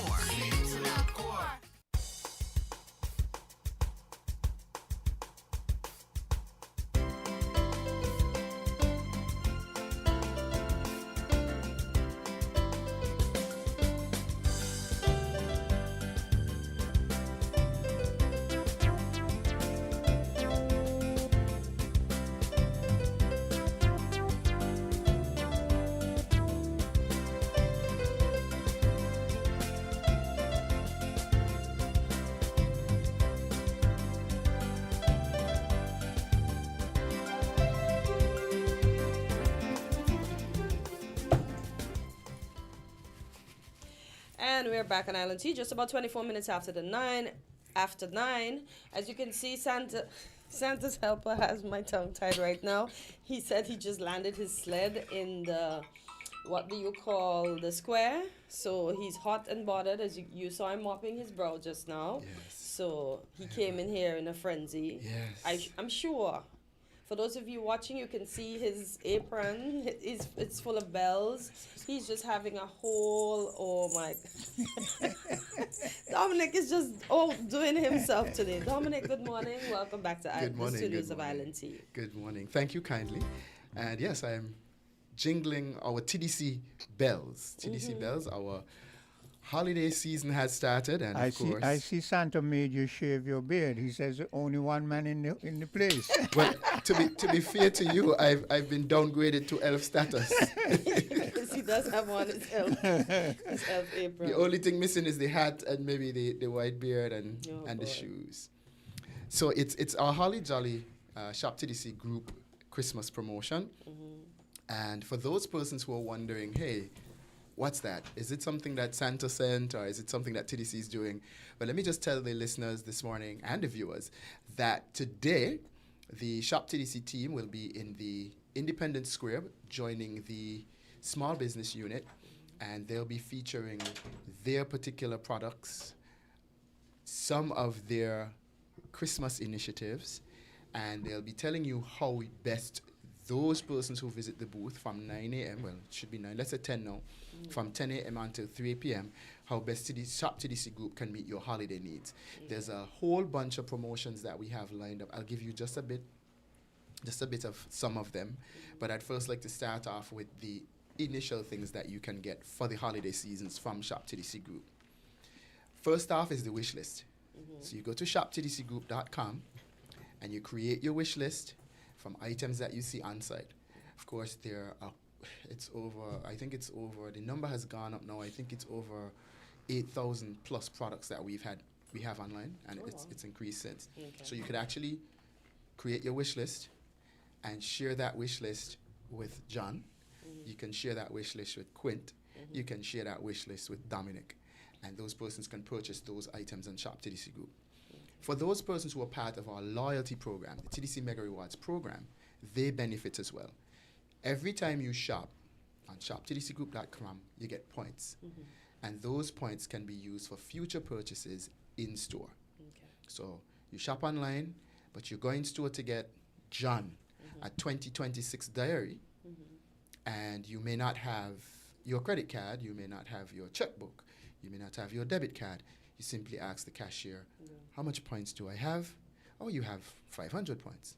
And you can, rest assured, John can use those points, get a 2026 diary, because he used shoptdcgroup.com. He is a TDC Mega Rewards account holder. He got the points, and he could use it in store to cash. Okay. So, they're also going to be launching the Elf Express. I don't know if this was an indication. I know Carnival is around the corner, but we're also launching the Elf Express, and it's an opportunity for persons to get additional benefits, bonuses, gifts, giveaways. So if you follow us on social media, of course, you can follow us on social media and Facebook and Instagram. You'll be sure to get those updates. You can follow our WhatsApp channels as well. So you can follow those, and you'll be sure to see those updates from shoptdcgroup.com. So it's that time of the year, and I'd like to encourage persons who are curious, who might not have used the platform before, meet us in Independence Square. We're joining again our partners, the Small Business Unit. Meet us in Independence Square from 10 until 3. Visit the booth. Experience the shoptdcgroup.com for yourself. Our team will be there to guide you through the processes, show you some of the benefits that you could get, some of the specials, early holiday specials. I don't want to give them away, so I'm encouraging persons to come and see it for yourself. If you haven't tried it, this is an opportunity to try it. The store will be set up. The virtual store will be set up in the square. Actually, the team is there. Like I just said, I just came back from there with the sleigh, and they're going to tell you how you can benefit from shoptdcgroup.com. Mind you, me ain't saying don't shop in store, but if you want a different experience, meet us in the square today. Can I ask a question? Sure. That's a great idea, great initiative. What about delivery? Okay, let's go with the delivery. You have options. It's a flat rate for delivery. It's $25 anywhere on the island, or you can opt to pick up in store. So you live in Mattingly, 25. You live in Deep Bay, 25. You live over where John live, which Ming and say where he live, 25. Okay. It's a flat rate, and our team comes and sort it out. What if I'm home? What if I'm not home? If you're not at home, when you finish your purchase, one of our fulfillment officers will contact you to let you know, hey, John, Cartencia, Quint, your delivery is ready.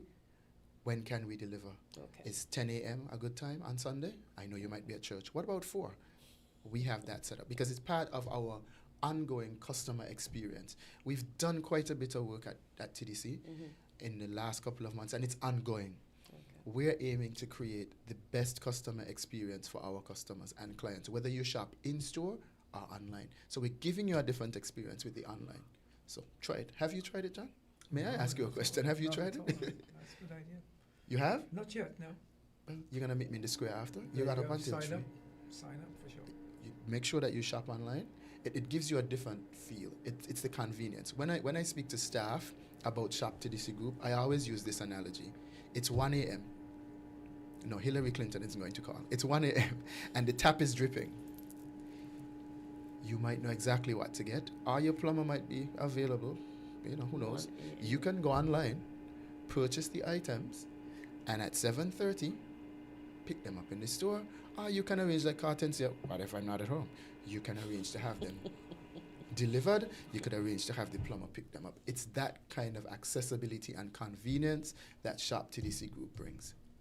You don't have to wait until 7 o'clock to go in the store, and then you ain't sure what you want because the plumber ain't answer you back yet. But between that time, the plumber could have sent you the materials, and you could have had those things. So it's an opportunity for you to try it. I hope both of you do. I've spoken to other persons who enjoy the experience. I could recall a customer telling me recently, a couple of weeks ago, we had a rain. I think it was the VAT day. It was the second VAT day in August. I think we had to have a third because of the weather. She wanted some windows, and she couldn't make it to the store for the windows. She took out her mobile phone, ordered the windows, ding, ding, ding. The windows were delivered. She ain't moved out she place up to now. And she was happy for that kind of convenience. So that's what we're bringing.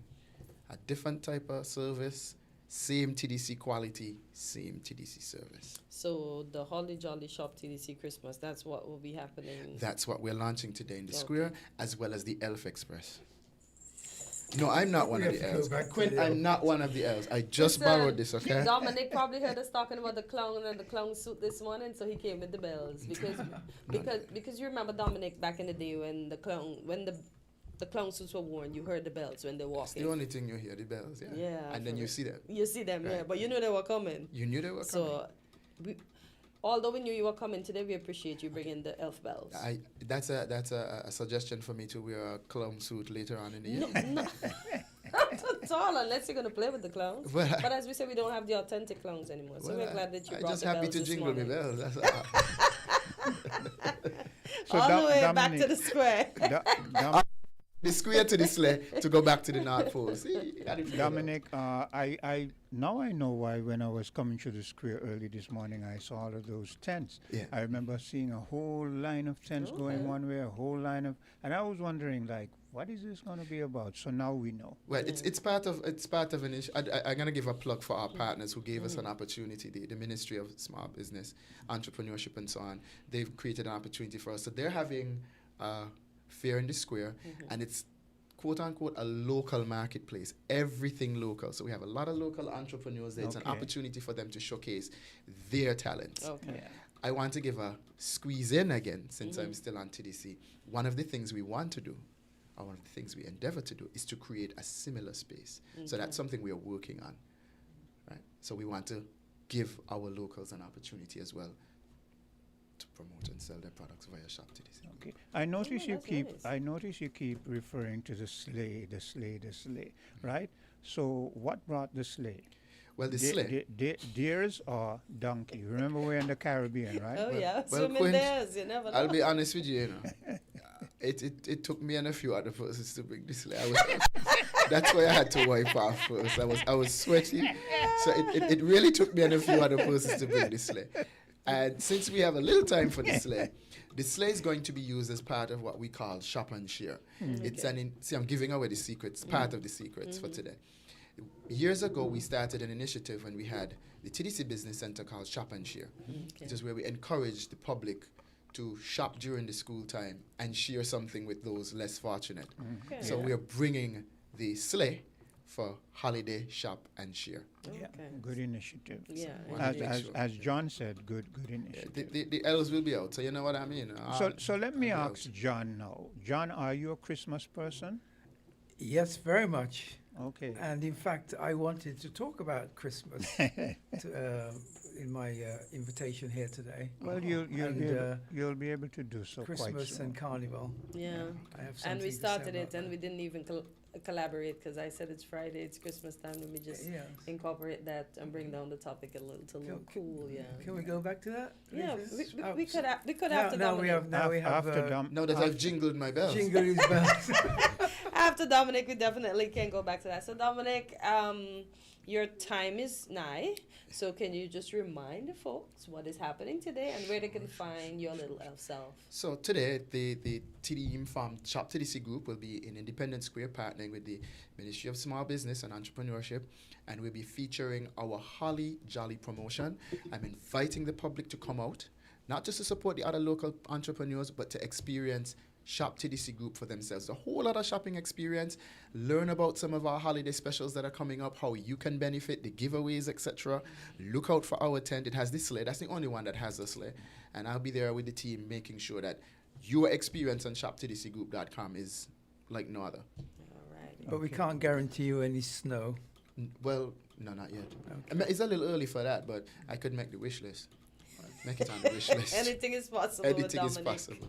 Well, I'm going to feel a little bit of pity for you that after all the hard work you're going to do during the day, you still have to carry back that sleigh. Look, quit rhyme, Dominic, you realize that? Sadly, I understand. But things may not always go my way. You understand? But when I go back, I'll be sure to take my sleigh at the end of today. Thank you, Dominic. Always a pleasure. Always a laugh. Thank you. WINN is 98.9. 98.9 is Win FM. This Christmas, add postpaid for a festive win-win. We're gifting you a 50-inch smart TV or a $400 Amazon gift card. When you add a Flow postpaid mobile plan to your home internet, you can celebrate the most wonderful time of the year with a big screen or big shopping. Let us upsize your TV or clear your Amazon cart. Either way, you come out on top. Add postpaid to internet today for your festive win-win. Visit discoverflow.co for more info. Terms and conditions apply. Did you know that making untrue and harmful statements about someone online can be considered defamatory?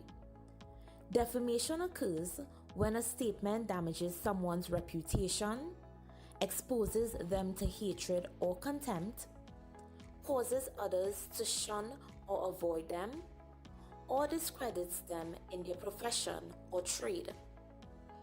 Certain videos, posts, or photos shared online that make such statements can lead to serious legal consequences.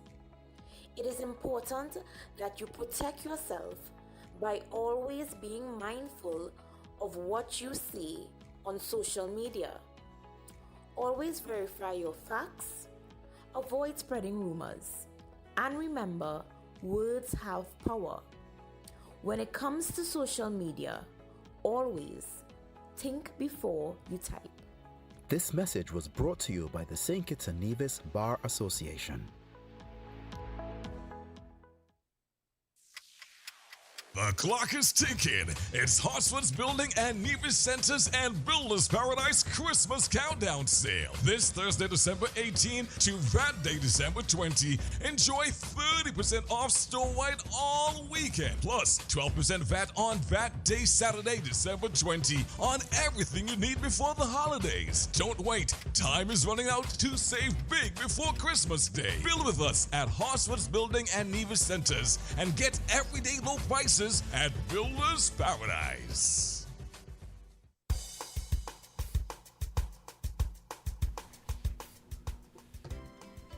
And we're back on Island T, and as we continue along, it's just about 39 minutes after the hour of 9 o'clock. And as John said, we are going to continue along the veins of Christmas. So, John. And we have a caller first off. Okay, caller, go ahead. You're live on Island T.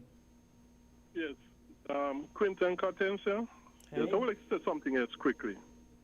Now, I deal with another aspect of the Jim Jones situation, another aspect.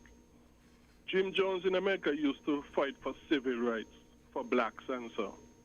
He used to fight against racism. Okay? Because of these things, he was able to fool a lot of people to join him.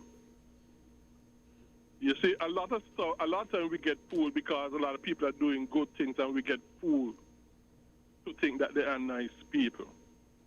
Jim Jones was a good example of that. But what foundationally and most of our fool people is that people were willing to listen to a man who said he got messages from God, rather than listening to the Bible, what the Bible says. And that's the biggest reason, the main reason why Jim Jones was able to pull a lot of people. Jim Jones was a Pentecostal, charismatic type person. And because of that, and he believed that God communicated to us in ways that are additional to the Bible. So because of that, and because a lot of people prefer to go with people who tell them God tell me this and God tell me that to tell you, rather than they going to the Bible to see what the Bible actually says that God says. Like I said, that is the biggest and main reason why he was able to fool a lot of people. Okay? But Greg, what difference is that to what you're saying with when you come and you tell us that the Bible, the people who put the Bible together were inspired by God? What is the difference? And we have irrefutable evidence otherwise, but you come and you say the Bible was miraculously put together by men of God, and you want us to believe that. So how do we differentiate between you and people like Jim Jones who come and say the very same thing? How do we know? How do we pick out these things?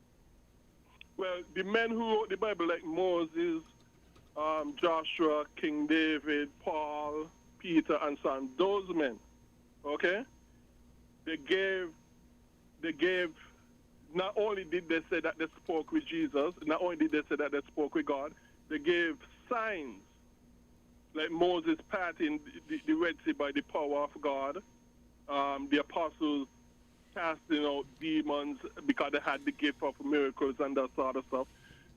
And not only that, but the prediction they gave, 100% came true, not one that they failed. And these were signs that these men who God used to write the Bible were actually speaking from and of God by his Holy Spirit. That is the difference. These other people, and not only that, but another test to know if a person was God, another test to know if a person was of God was that what they say did not go against the scripture that they had at the time. Anyway, I want was very different to that. I want you to wrap up because John wants to put some emphasis on. Yeah. So right. So the Bible is the scriptures is the definitional standard to show you who is a Christian and who is not.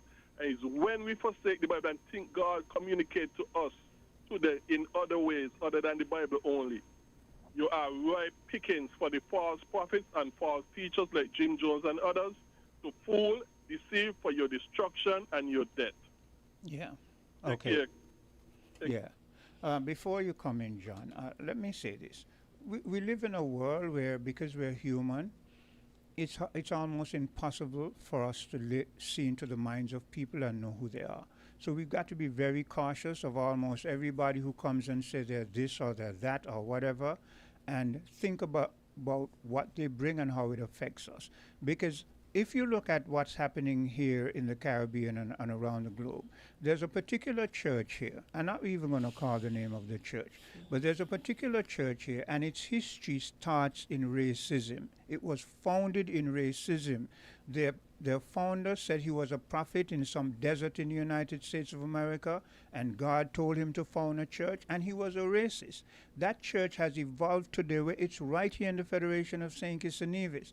And our people, I don't understand how our people can't link and see the credibility of their history so that it makes our survival. If something is founded on a premise of racism and prejudice, how is it that today now that very same church is here, and why are they here? Is it because it's all about money? Even that same church, it has branches around the world and in the US of A that still practices racism today. So how do we differentiate between that church and this church? These are the things, like the caller before was saying, there's so much going on that we're not aware of because we're such a nice people.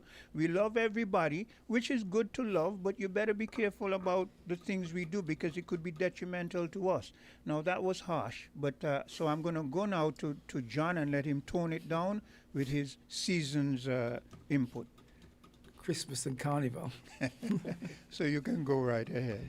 Yeah. When I came in, I heard some conversation about the clowns, and you know how it's developed and what it's come into, and then of course I had a comment about that one, and I seem to feel that people are a little puzzled about the clowns and the popularity of the clowns. Well, I do Carnival every year, and I'm in the troops, and I think talking about the clowns these days in the parade, they turn up in the parade, and then they go to last lap, and it seems like there's certain people in our community who want to do Carnival, they want to go on the road, but they don't want to be seen, so they wear clowns. You'd be surprised who are underneath those masks. And there are a lot of people who, in the community, who are kind of not powerful, but they're influential. And they want to do Carnival, but they won't dress up and be like everybody else. But so they buy a clown costume, and then they go on there. So the clowns are a group of people who want to play mass, yes, but not do the tradition. And that's what's happened on I don't know, on the Carnival Day itself, on the parade day. But clown is a tradition. So, absolutely. So Yeah. it's a bit of a dichotomy. That's on there. that one. But and I heard conversations about Christmas, and we had the elf here just come in, came down, and flew out again. Yeah, and there's something I'd like to talk about, but it will take a long discussion, so I'll try to make it short. I think in St. Kitts and Nevis, we have got to seriously look at our Christmas and Carnival. The tradition of Christmas has always been here. If the history buff amongst us can remember, or they can recall that we had Christmas in St. Kitts going back since emancipation, and in fact Christmas was part of the emancipation, and of course our expression of Christmas, which is not the same Christmas as the European expression of Christmas.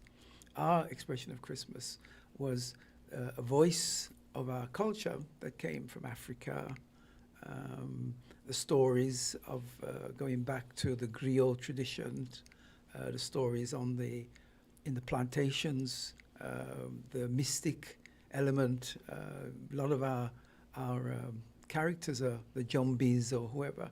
They're brought in from Mali, the Makajumbi, as we not just in St. Kitts, but we've seen it on other islands as well.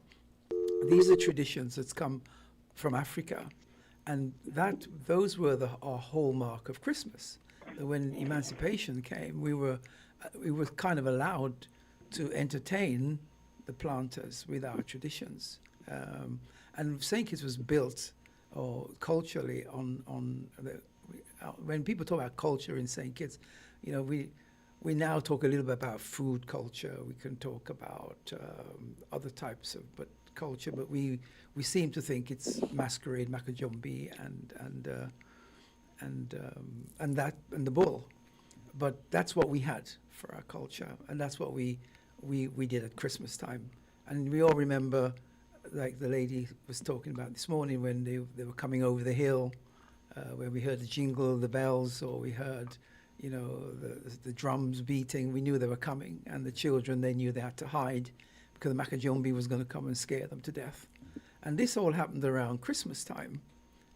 It also was a way for villages to communicate with each other, because the mass or the players would go from village to village, and probably that was the only time where the villagers couldn't. Hold a second. We have a caller who has been waiting. Hello, caller. Hi, Quinn. Good morning. Good morning, Cortesia. Good morning to you. Good day. Good day, Africa. Am I recognizing the voice? Is it John? Yes, it is. That's right. Yes, John Francis. Hey, John. Good morning. Good morning. I met you at the airport, and I commended you for the sitting Yes, last Thursday. Your time is too short on the radio. Oh, John. thank you very much. Thank you. Well, actually, I'm juggling the same device to listen and also to call in. So sometimes it elapses when I would listen, so I'll try to call in. Okay. But I'm listening to you, and you're speaking of things culture. The word culture is a generic term. It's a broad term. And cultural nuances, we will adapt to other cultural nuances as we develop as a society, as a community. We will take on other things that would have influenced us over the time, because we in the Caribbean, in the diaspora, we came from different walks of life in our domain, in our place of abode back then. And so what we took on here now is like the Igbo and the Yoruba and the Akan and the different peoples came together because of the colonization of different people who was gathered and piled together in this thing here. So each group would have brought their own cultural nuances and to bring about what we have to hear. It's like a cook-up. You say you have a pillau, a cook-up. That's what I can take from a cultural aspect of your conversation.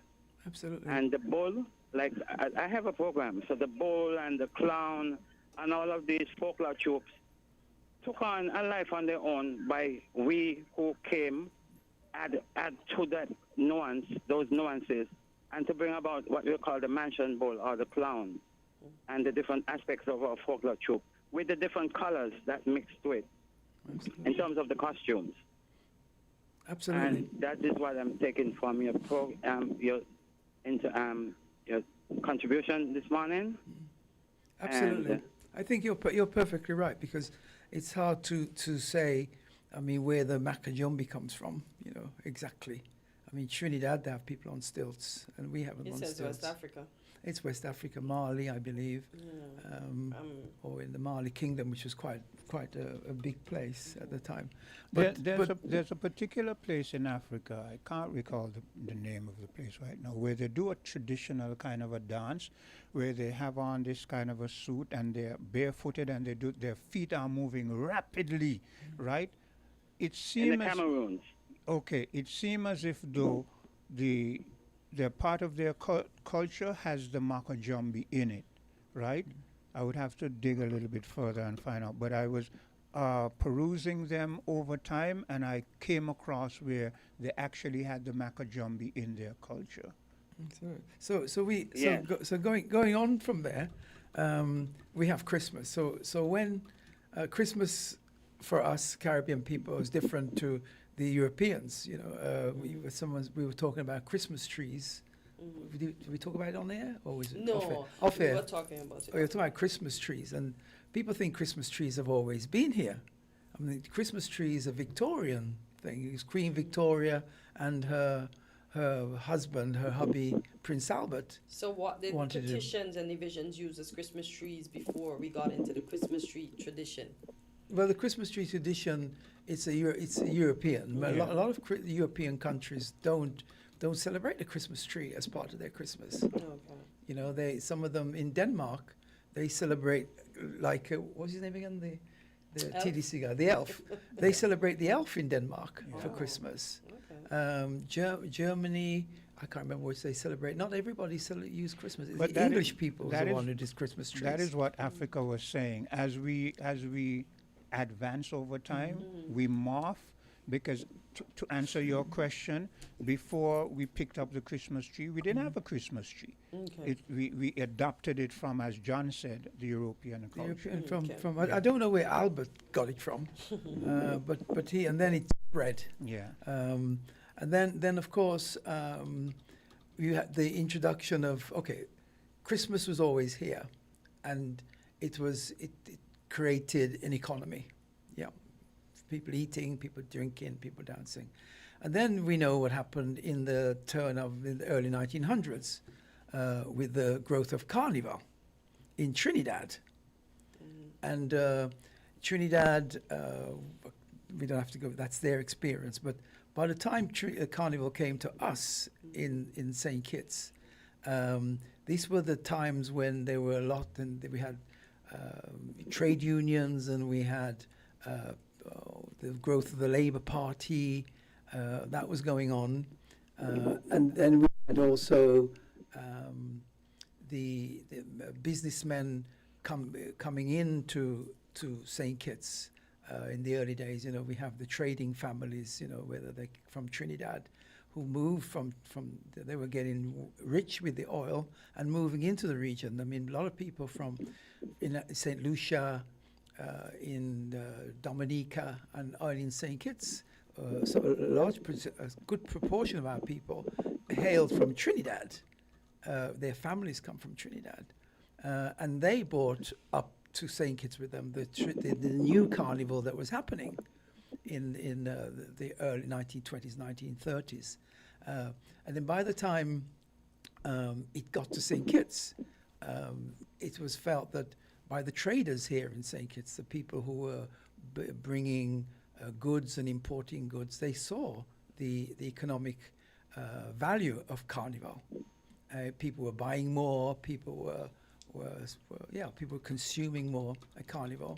So the traders in St. Kitts felt, okay, Carnival is something that we can bring in. Yeah, and you can link that. You can also link that with the church, because the church, even though a lot of them were kind of opposed to certain things at the first, because they said it was pagan and blah blah blah, because over time they saw the commercial aspect of it, right? Everybody bought into it because it was a matter of trade and economics and so forth. And the politicians were the ones who bought into it very, very strongly here in St. Kitts, because, you know, I said that the unionists were developing, and of course the people had their Christmas going on.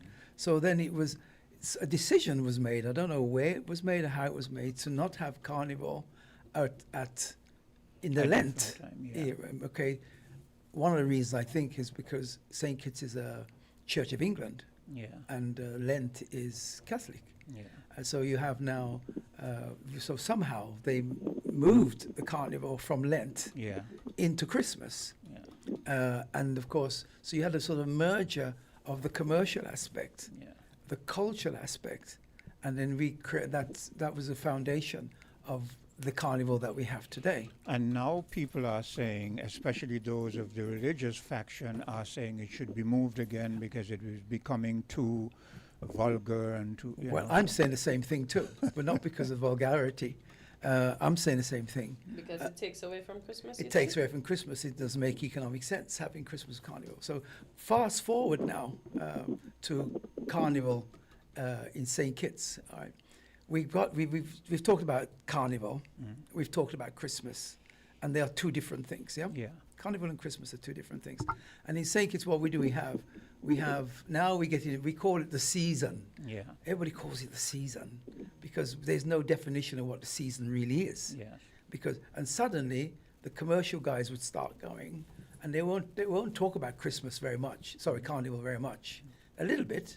We'll introduce it because you have to start it up. But the main push would be Christmas trees, Santa Claus, and Christmas, which will happen from now right up until Christmas Day. So we have an economic push for Christmas. Yeah. And then on Christmas Day, Christmas finishes. And then we got to move into Carnival, which we do. So suddenly, wow, we're going now it's Carnival now, all right? And then somewhere in a week later, we have another season. It's a bit smaller. It's New Year's. But it's Carnival again.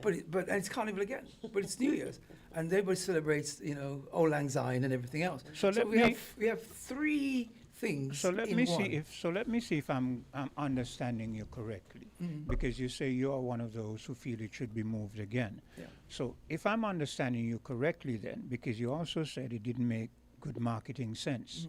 Okay. So if I'm understanding you clearly, then you're saying if they are moved, the marketability of each one separately brings more revenue, because you then can put emphasis on this at one point of the year, another one at another point of the year. So that is what you're saying. Absolutely. Like take Christmas now. The European Christmas that's what we're talking about. Christmas is almost a European invention. Okay. Yes. We take Christmas. We start off now, October even, and then we push and they push and they push right up to New Year's Eve. Christmas is going on till New Year's Eve, and then they push into New Year's Day, and it's over. So it's a massive push. Yeah. What we do here is that we dilute it by stopping it halfway and going to start something else, which doesn't make much economic sense, because the communication is broken as well. I mean, I agree with you. I have people who come here, guests at my beach bar, and they don't really know what to do in St. Kitts. We know, but is it Christmas? Is it Carnival? What is it? And then when New Year's Eve come, people don't. It's 1 o'clock we have New Year's Eve celebration that starts at 3 o'clock in the morning. Down at the hotels. Do you understand me? So we don't even. Africa wants to make. I'll come in a moment, Africa. So we got diffuse or diluted communication, and that's a really bad marketing philosophy. If anybody of you know about marketing. Go ahead, Africa. Yes. So the wee hours of the morning, and we can see where, depending on the colony, because we have what we call Juve after Christmas. After Christmas, the following morning is Juve. Yeah, Boxing And Day. Juve sounds French. Sounds like for the wee hours of the morning, early in the morning. And I think that was purported to some aspect in Carnival from Trinidad. But where did we get the French twitch? Because it seems like the word Juve originated from the French. So the French colonies is who probably morphed Juve into Carnival. That's what it is. The official start of Carnival at the dawn. Pajama party. Yes, Juve. And we said Juve, but that's French. Yes. So we bring it all into one. Okay. So let's think. Where do we go next? Where do we take it next? All right. Back in the 1990s, there's a doctor. His name was Keith Nurse from Trinidad, and he did a paper about how to bring up or increase airlifts, how to make create an economic thrust in the down period. That's, we know the summer period from May till October. And he came up with a paper and he sold it to the governments of the Caribbean. And that paper has told them they should do summer festivals. So they make summer festivals we did in St. Kitts, we did music festival. And other islands did it. Barbados created crop over. Nevis. Nevis has got what there. And also all the other islands, we're talking about St. Lucia, St. Vincent, Grenada, and Antigua. They moved their carnival from wherever they had them into the summer. So now most of the in the OECS have carnival in the summer period, right? That satisfied what Keith Nurse was promoting. So coming to St. Kitts now, we did a music festival, and I think, for me, my personal opinion, I think music festival has reached the ceiling. It's not going to get much bigger than it is. It's not going to develop much more than it is at the moment. It needs to be rethought. And then we have our issues with carnival, which we're discussing at the moment. So I think the way forward, which we're going to have to wrap up quite soon. Yeah. So I think going back, I thought it was going to be a long one. Going forward, I think we in St. Kitts we really need to do a good economic impact survey and to see exactly how much money we're making. Culturally, we all know that something's wrong with our carnival.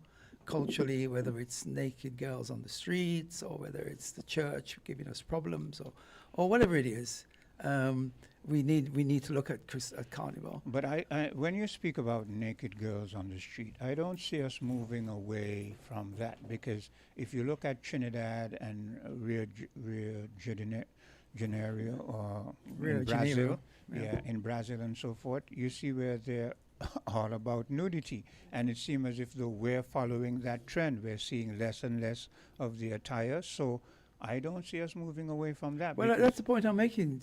Is that you see, we followed in the recent years the Rio Carnival. You know, we go in the Rio way, and we're not really, and we're sort of going loggerhead against the cultural way, you know, the bull and the masquerade and our St. Kitts culture. There's a little bit of what's the word? There's a confusion. It's a sort of a what's the word? Miscommunication. We don't really know where we're going. We just know that something is wrong. It's like going to a doctor. Say, doctor, I just feel bad. I don't know what it is, but I just feel bad, and we know there's something wrong. Now, commercially speaking, I saw something on the internet just recently about how, as far as tourism is concerned, the Caribbean governments, Caribbean islands, must begin to start looking at promoting the Caribbean as a whole. We're not just St. Kitts promoting St. Kitts and Antigua, but as a bottom line, tax the tourists. What's that? We are not getting enough. We're only getting 10% of the revenue. Where is that 90% going? He said Mediterranean, he's saying tax the tourists. Alaska.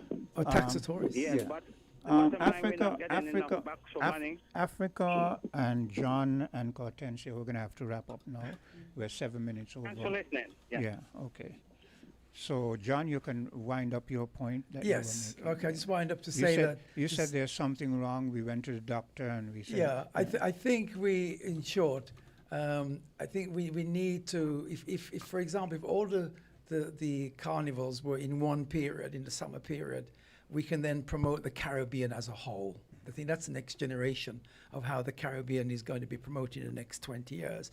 Not each island, but as a region, you know. So we put all our tourism departments or tourism authorities together and promote the Caribbean as a region, and not St. Kitts on its own, Antigua on its own. And then we do that. And we can do that through carnivals. We're doing carnivals in the summertime. St. Kitts is a place to go in the summer to carnivals. I hear what you're saying, but and it sounds good, and I'm all one for unity, but we've always had a problem with big islands, small islands, so I think that is going to be the problem, that we, the small islands, fear what the big islands will do to us. You know, we want unity. We want unity, but they tend to push us aside and direct all of the big ventures to themselves, and so, you know, That's Yeah, the that thing. competition is going to be tight. It is Yeah. already tight, as is for some of the islands that have carnival in that time. Yeah. And we see normally Antigua and Barbados benefit more than, I would say, Anguilla and Nevis. Yeah. That's just from my observation. Yeah. Well, Nevis is full. So Nevis is full. So we're gonna have to wrap it up. It's 9 minutes past 10. Has been a pleasure, John, and we look forward to you the next Friday. Time flies, so that's how we're gonna end things. Cortencia, you want to say anything before? Just have a great weekend and see everyone on Monday, God spare. Okay. We're different. We're 98.9. 98.9. Win FM.